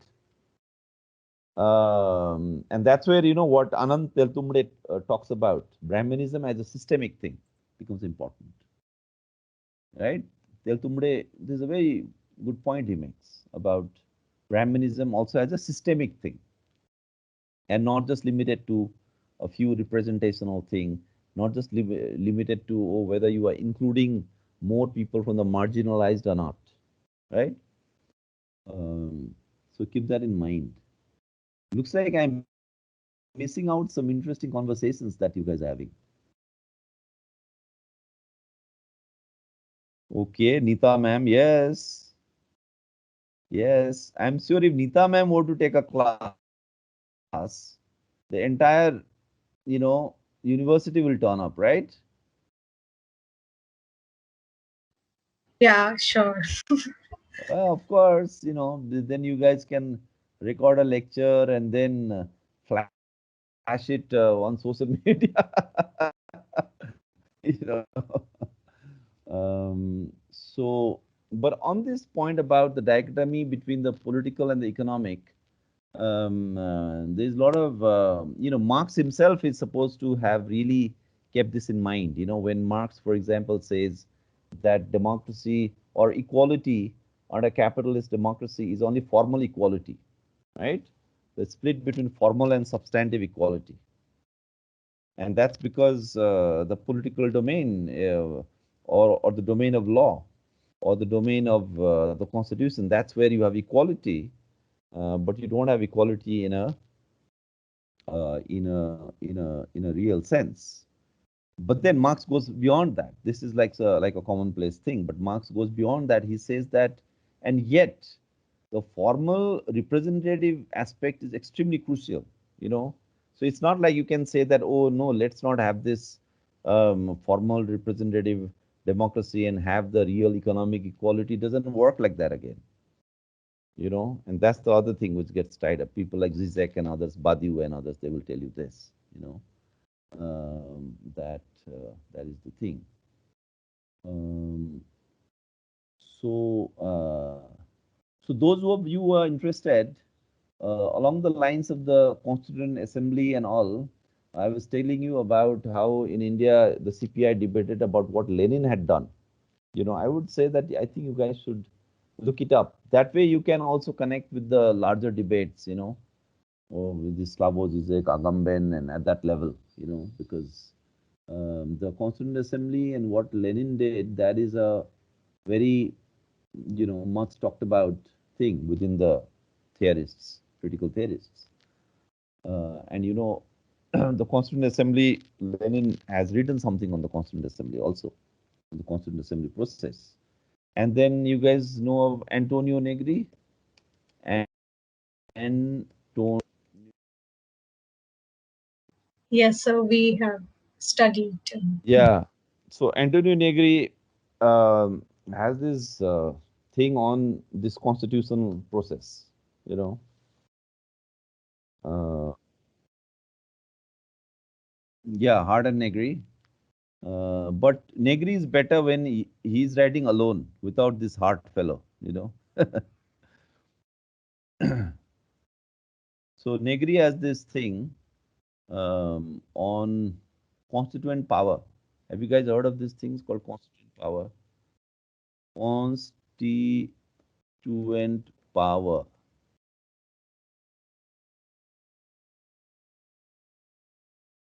So that's a kind of a critique of that's a term which Negri uses, and he basically takes the American Constitution, sorry, the American Revolution and the French Revolution,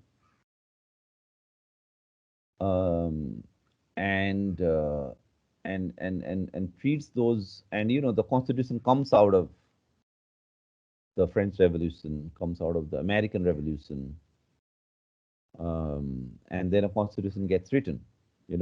That's the usual process. You have a revolution or a big movement, this that, and the movement kind of terminates with the Constituent Assembly, and then a Constitution is written, and after that it's the new normal, right?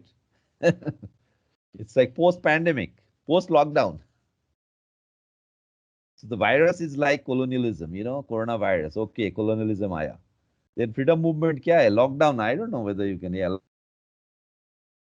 post-lockdown. Okay, now new normal. Okay, you must wear a mask now. We all agreed to it. Hello, did you forget that? Fundamental rights, but okay, you also have some duties, and we got this preventive detention bill. This was through the Constituent Assembly, you know, because a lot of the, the acts and all came through the parliament. I mean, okay, you tell me one thing. You guys tell me one thing. So you have something called the CRPC. IPC बोलते हैं Indian Penal Code.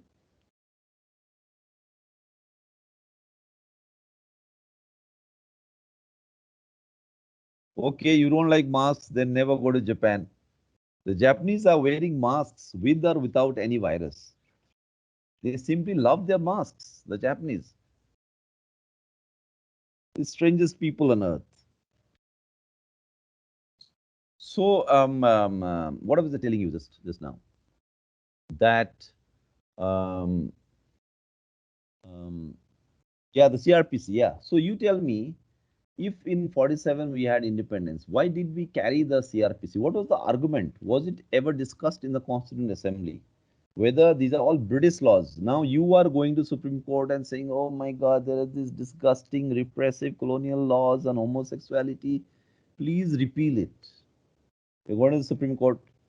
But then I ask you, as a follower of B.T. Ranadive of 1947, as a follower of the CPI from 1947, I ask you, but what did you guys do when the constitution process was happening? Why didn't you scrap it then? Gurnur, Suman, Yes, sir. am I raising a valid question? Yes, sir. Why? Yeah, how did it come into place? Because you were in power, you could have decided not to have these outmoded laws criminalizing homosexuality. Now you make a big hue and cry about how it is a great, victory for democracy because we finally repealed those laws and we have to. Oh my God! Please don't thank all these judges. People go on and on. We have to thank some judge. He's such a great judge. What is this new guy in town now? Everybody is talking about him. Some judge. Apparently he's very young and all that, wearing nice specs or something. Who is that judge? Dude, He gave, Deviation. huh? Chandrachud. Yeah. With Then, the most, the most. ah, thanking this judge and that judge for passing a progressive judgment and all that. So, so what I wanted to do is find out what happened. Why did the outmoded colonial laws, including the laws in sedition? Sedition law is what, from what, 1890 or something?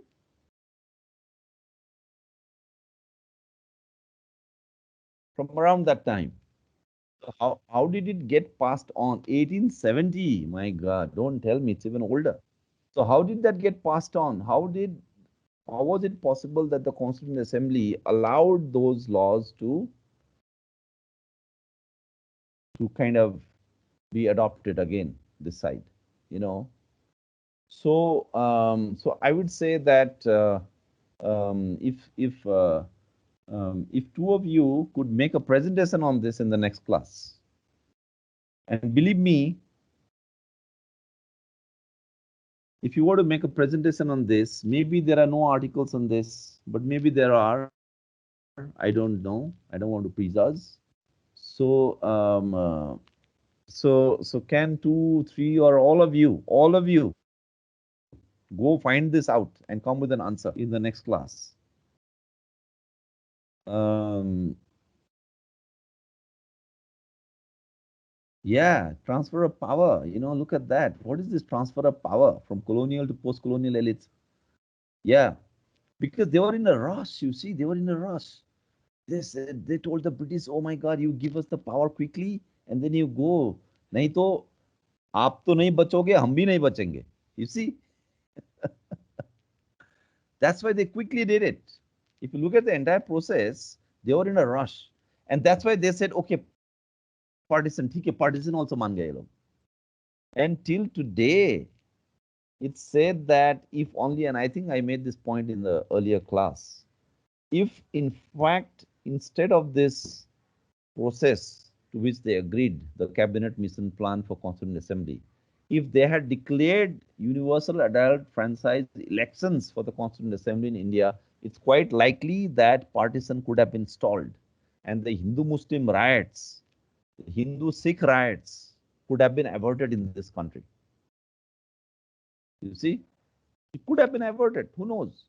They make a big thing about, oh my God, we didn't want this partition, we didn't want this Hindu-Muslim killings and all.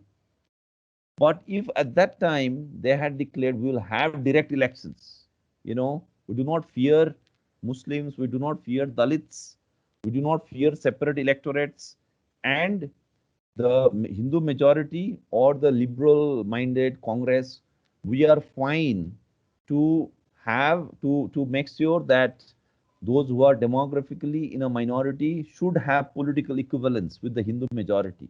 If they had the courage to allow this, I don't think there would have been a partisan. I don't think Hindu-Muslim problem would have been as much there in India. I mean, I think it will still be there because Hindu-Muslim problem, it goes back to before the RSS was founded, right? The Hindu-Muslim problem does not start with the RSS or the Hindu Mahasabha. The first riots are like at least the documented riots, at least like 1830, 1840s, way back, you know, then. So that would have remained maybe some kind of Hindu-Muslim problem, but the partition and the way Hindus and Muslims went after each other, who knows, that could have been averted. If all these patri sarkars and all this patri, that's where the word patri, I want you to really focus on it because as a metaphor, it's so powerful. It's this sadak chap, this pedestrian, you can't go. Today you say that, oh, let's give rights to the marginalized. Why give rights? Yeah, when the marginalized themselves were forming about to form a government, that time you said, no, no, no, no, no, no, nahi hoga, nahi hoga. Then you form a government, you sit like a mathadis, you sit like a very, liberal, generous minded elite. And then now you will dole out rights to the marginalized. That is fine.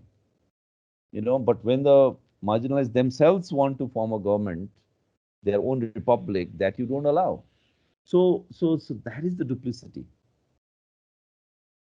So I would like you to maybe check, what happened, how come the repressive laws, basically the entire bureaucracy setup, the bureaucratic setup on which this, which produces, which is produced by these laws, they were just, they were just handed over by the British to the Indian government, when the transfer of power took place.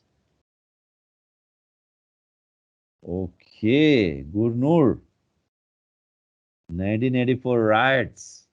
Oh my God. Wow, are we ready to touch 1984? Because that's another big thing. Do we dare to touch 1984?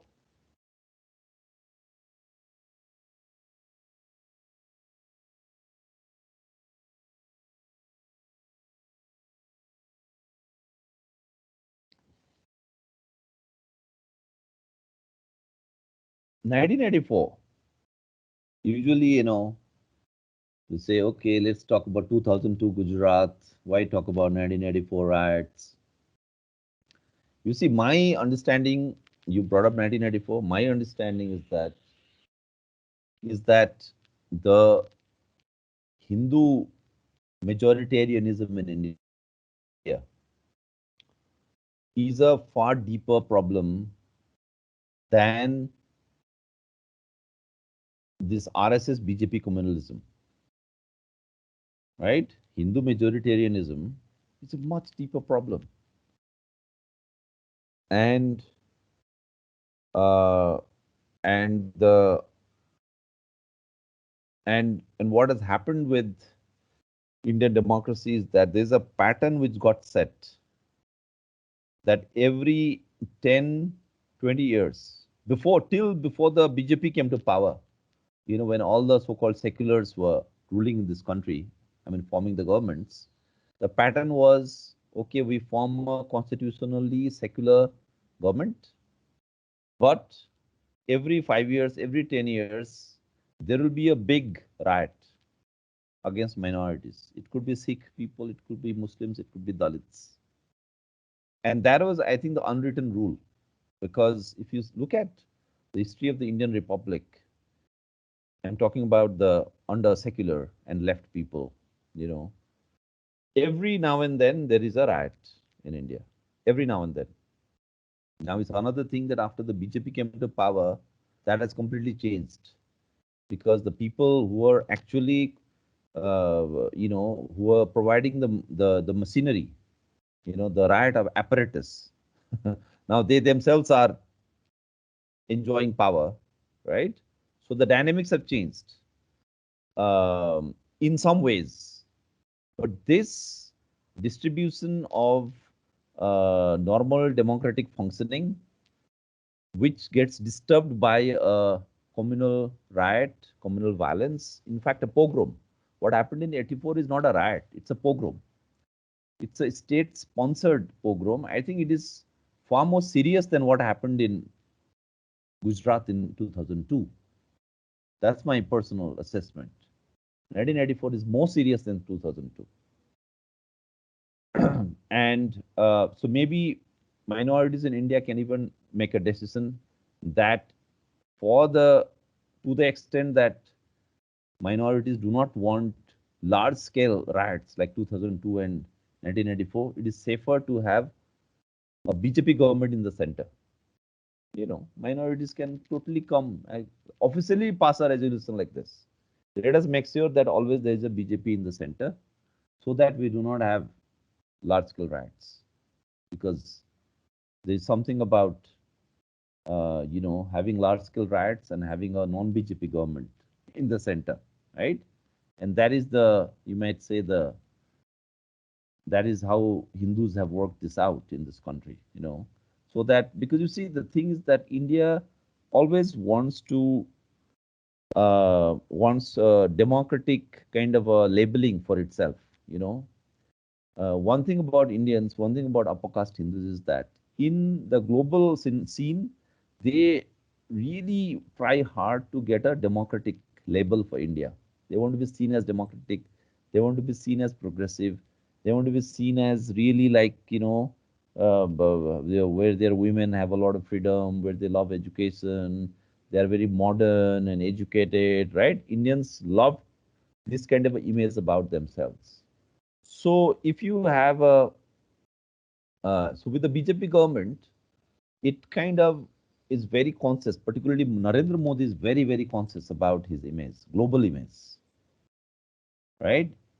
So he knows that if he wants to be a global statesman or something later after his prime ministership ends, maybe he's eyeing the Nobel Peace Prize or something, right? So he will see he's very strategic. He will leave a lot of the, more rabid statements to be uttered by the other BJP leaders. He himself will show a lot of restraint. And so maybe who knows, that if the BJP is itself in power, it has to, it has to claim responsibility for any large scale riots like 84, 2002. So there is no way they are going to allow that. So that's where you have the Gaurakshaks and all, right? So the Gaurak level everyday violence against minorities. With the Congress, it was like, okay, once in 5 years, एक बार में सफाया कर देंगे सबको. Once in maybe 10 years, एक बार में सबको सफाया कर देंगे. फिर एकदम normal. Under the Gaurakshak thing, of course, the BJP government had just come to power at that time, or like whatever, it was there for some time. And the Gaurakshas thought that, okay, now it's the Hindu government, we should be allowed to go and kill minorities, because this is what we were fighting for. Why did we elect the BJP to power? It could be that, you know.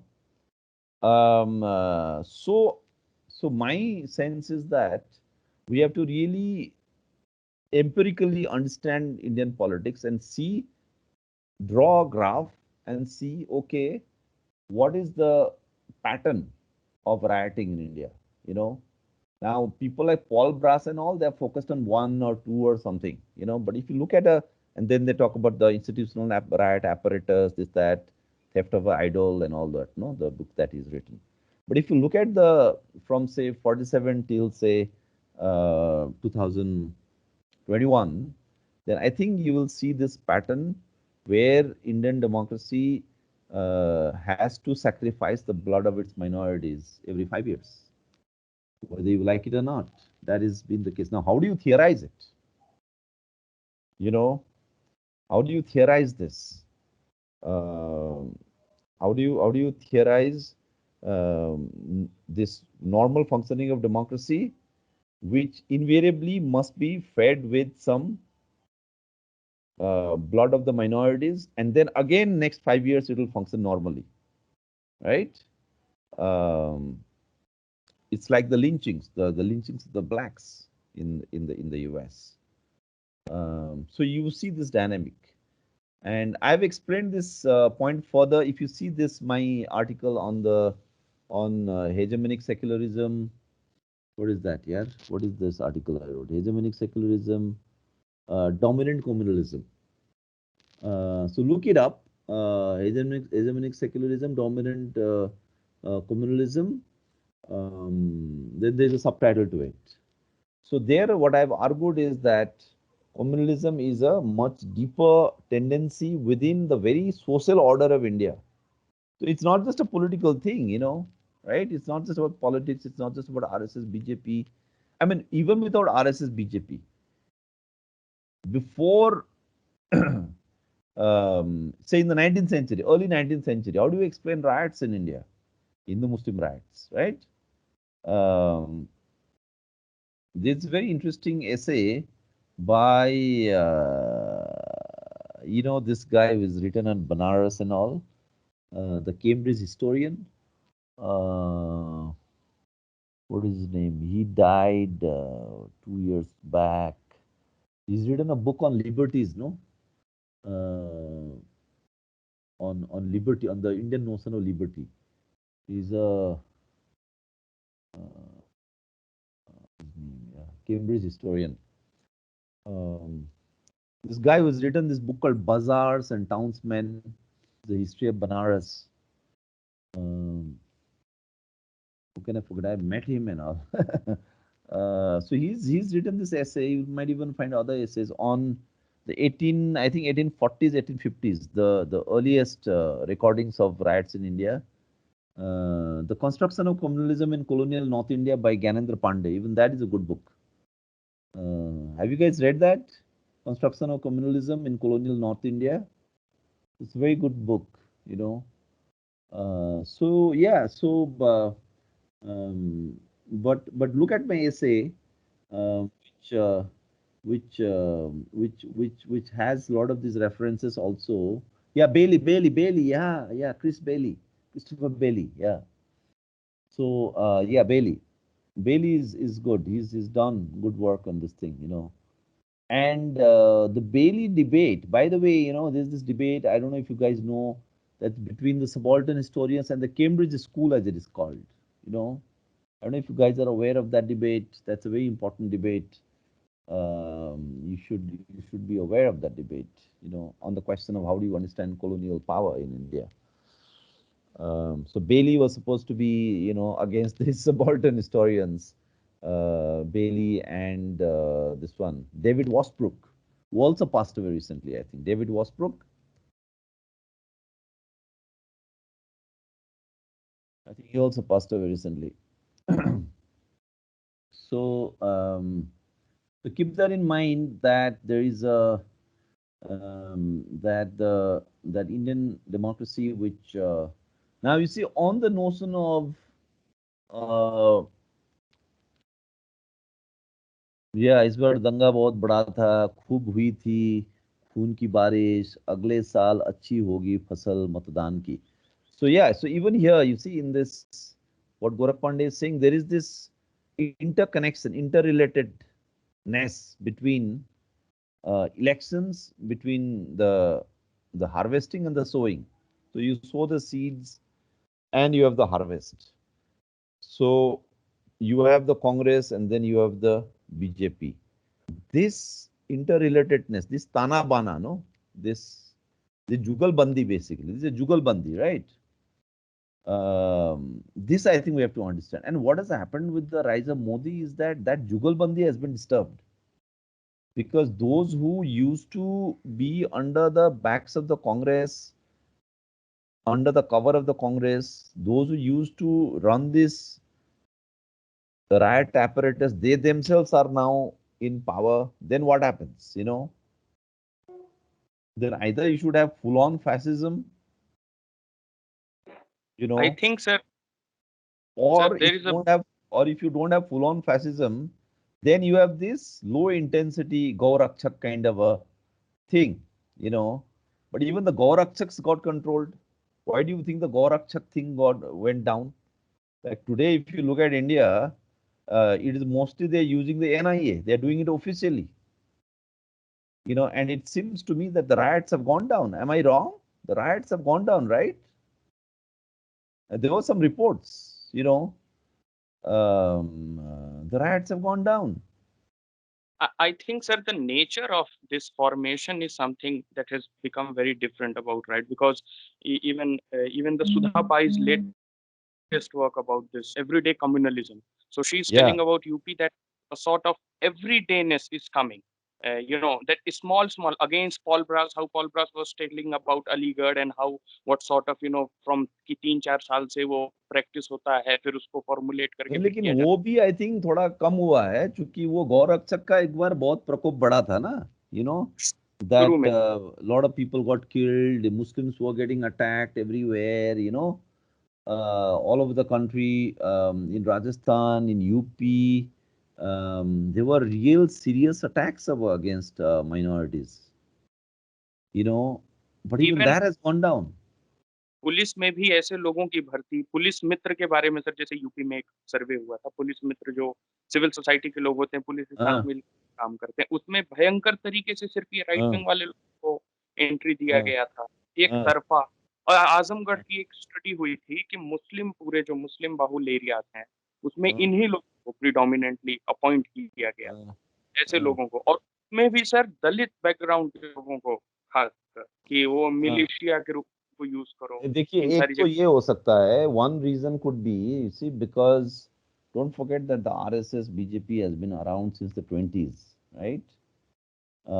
Yeah, you see, so these kind of things, you're right, Damini, so laws, stripping citizenship, I think this is where the scene is now, so they want to use the apparatus, official apparatus, they want to use the NIA.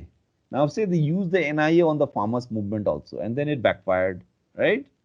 So the low intensity attacks on minorities, I think one reason why it could have gone down is very simple, which is that na abhi, because they are in power, इनका ना बहुतों का अभी नौकरी लग गया है अभी, हाँ ये सिस्टम में एब्जॉर्ब हुए हैं काफी, जो खुले में जो घूम रहे थे, अभी थोड़ा पैसा कमा लिया, पोस्ट भी हो गया है ना, कुछ कुछ नौकरी मिल गया, राइट? तो एक बार किसी बंदे को ना नौकरी अगर मिल जाता है ना, तो थोड़ा दिन तो वो एंजॉय करेगा, वो बीवी बच्चों को लेके चलो गोवा नहीं तो कहीं तो घूमने जाएगा भाई, इधर उधर, हाँ, हिल स्टेशन शिमला तक तो घूम के आ जाएगा. So I think that has happened, that there is a huge number of people that were working, that were close to Hindutva ideology. They have been working since like decades. And there are some sincere people, if you go to villages and all, old RSS people, very simple lifestyle, but of course they have this vicious ideology in their mind. So a lot of them, or their sons and beta, Betty and all, they've got like a share of the pie and they're busy eating it right now. So maybe we've got to wait for some time. We don't know what they're going to do next. So, and we see that in the job market, right? We see in the government jobs, we see in private, everywhere. They have opened think tanks, they've opened all kinds of, they've got, say, petrol pump खोलने के लिए license मिला है, दुकान खोलने के लिए license मिला है, they have that kind of. So I think, and that might be one reason why, say, immediately after the Modi government came to power, there are a lot of these Gorakshak attacks all over the country. And now they have reigned in. So now this is the time for them to really use the law, the NIA, the CBI. That's what they're doing in Bengal. In Bengal, how do you think a lot of these Trinamool guys are shifting to the BJP, right? And interestingly, in Bengal, they are not using the virulent anti-Muslim rhetoric, and they are not even raising CA and NRC in West Bengal. And they have consistently decided not to do that. In Kerala, Christian Church is backing BJP candidates. Did you read that news? In Kerala, BJP is saying that it wants to ally with the Muslim League. Do you know that?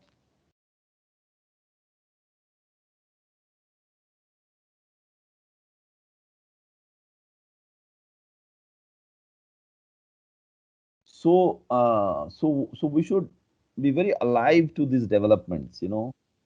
Um, that's true. That's true. Vigilantes है भी Sir, ऐसा भी. to, It's not sir, true that to say that uh, the former writers are uh, enjoying power is to underestimate the potential of new potential writers. The direct violence has declined, I think, because at first there was a need for spectacular violence, which uh, which sought to show the Muslims or minorities their position in this and their citizenship status in the country, so that they can restrain themselves. And the need now is not to directly attack them, but different sorts of violence in lingual terms and through memes or through uh, uh, symbolic aggression is enough to yeah, Alok, you manage made them. an excellent point when you talked about the spectacular violence. Because it's true that now that they are in power, they think they do not have to use spectacular violence against minorities. I think that's a great point you are making. Hold on, I'll just be back.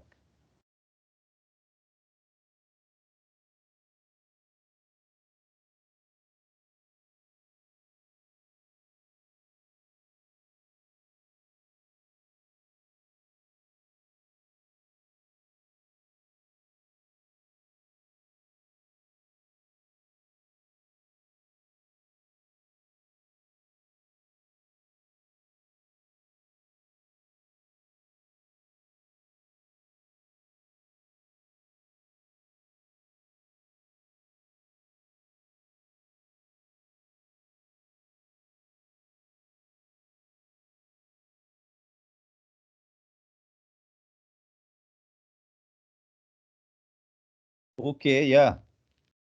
So what I was saying about the spectacular violence, that is true, and that's what, I think going back to what Gurnur had asked about the 1984 riots, it's true that there was this spectacular character to it, that we make a spectacle, a big show of our Hindu power,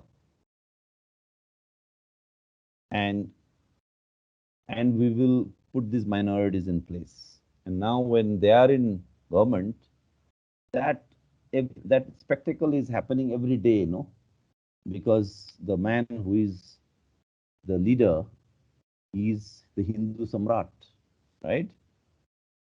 You know, so the necessity, Indian democracy's necessity for spectacular violence by Hindus on the minorities, that is not there right now, or maybe it's attenuated.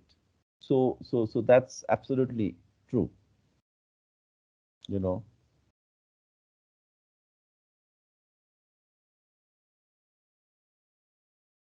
Yeah, that's right. That's right. Himangsu, what you're saying, which is right. So maybe, it will take some time. They will unfold, Now they're saying they'll talk about Mathura and Vrindavan and all. So it's gonna Very happen. persistent. I mean, I have, my family is from Apakas and some of my, relatives are there in this thing. And they are doing it. I mean, they have this in the plan. They are thinking about 2025 elections. And गांव में आज तक कभी नहीं था, they have started sending, शाखा लग रहा है वहां पे. And all these Hindu Muslim rhetoric about, कि यहाँ पे देखो ये लोग बस रहा है, फिर ये होगा ऐसा. So it's going on there. That a continuous injection is taking place. And Mm-hmm. thing that is being created कि every day जो है वो normalize हो रहा है राइट प्रोडक्शन का, या फिर एक छोटे लेवल पे चीजें राइट के पर्सपेक्टिव से, मतलब एक बहुत बड़ी लेवल पे ना देख करके इंटरपर्सनल लेवल पे, छोटे लेवल पे चीजें उस तरीके से सेग्रीगेटेड हो रही हैं, एक कम्युनिटी को किया जा रहा Mm-hmm. That's right. है. That's sir right. हम Yeah. आरएसएस द्वारा कि आप मुसलमानों की दुकानों में आप लोग मत जाइए, उनकी दुकानों Uh, से लीजिए. और ये बात yeah. कोरोना के वक्त आई थी जब तबलीगी जमात के साथ ये बात जोड़ी गई, तो उनको Uh-huh. साथ Uh-huh. नेशनल बोलना, कोरोना बम बोलना, फिर वो हुआ कि उनका बहिष्कार करिए, तो That's उनसे right. That's सावधान right. रहिए. Yeah, there is a some news report I saw where apparently one guy was making chapati. He's spitting into the chapati before putting it in the tandoor. Did you guys see that?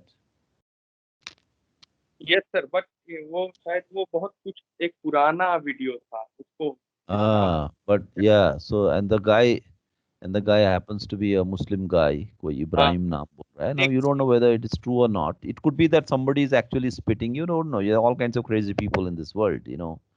But the fact that it then plays into this entire communal politics, right? That kind of a thing. Anyways, let's focus on the Indian democracy and its logic. So when you look at the overall picture, then it looks like Indian democracy has a particular character. So instead of trying to understand RSS, BJP, we should understand Indian democracy, right? That would be a critical theoretical perspective. Otherwise, again, you will go to this, oh my God, RSS, BJP, bus, everything is about कैसे देश को इनसे बचाना है. तब तो फिर कांग्रेस में जाओ, तब तो फिर राहुल गांधी है, and that is the dominant model of Indian politics. And that will finally lead you to, what happened in the Brigade ground recently in Kolkata, right? Where the left did this program and they got this Furfura Sarif guy. And then what happened? We all know that. And that's another kind of an extreme. So let's try to understand Indian democracy here. The three articles are there.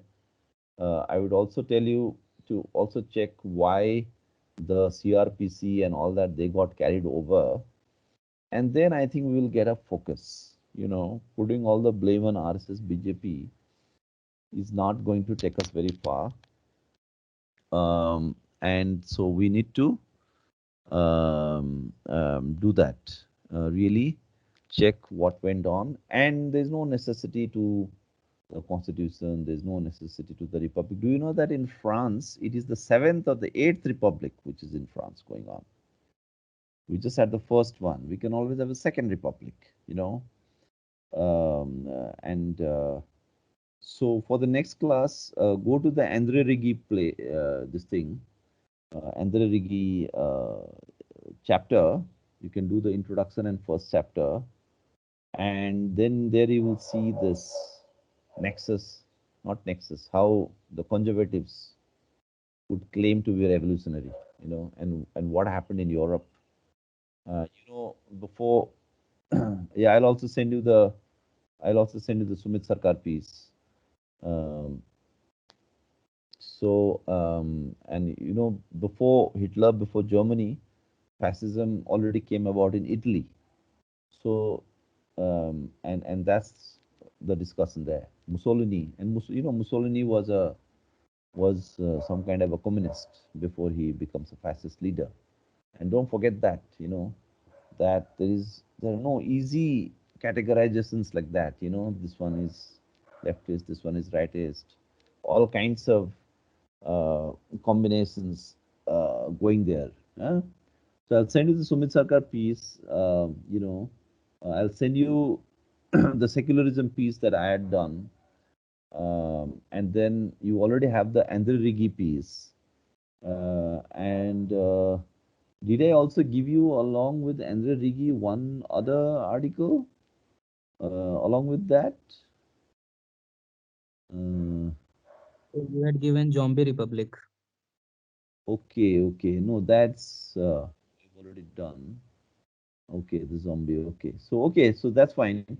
So do the Andre. Have you guys read anything on fascism so far in the course or outside the course? What have you read on fascism so far?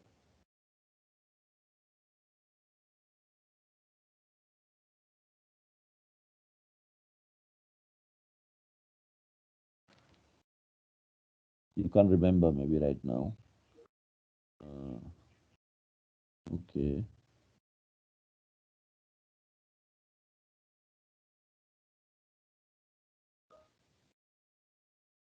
So good then. Do the Andrigi piece. It's slightly densely written, but it should be fine. It should be accessible. Mm. So you guys haven't got the date for internal assessment?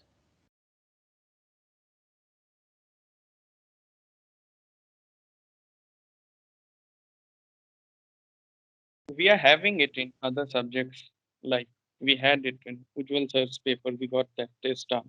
Other teachers are giving term paper and Like assignments. that. Okay, okay. No, we'll have a written test for this. Um, so you will see this thing the date sheet will come very soon. But we have some time. I believe the date should be early April. So you will all write an exam, write a test for this. So no assignments. Um, so yeah. Anything else? I think we are good. There's some people emailed me saying that they are not yet on the email list. Um, I don't know whether, because I never saw them in class, so I haven't put them, but I think I should put them. I thought, if there's any such issue, should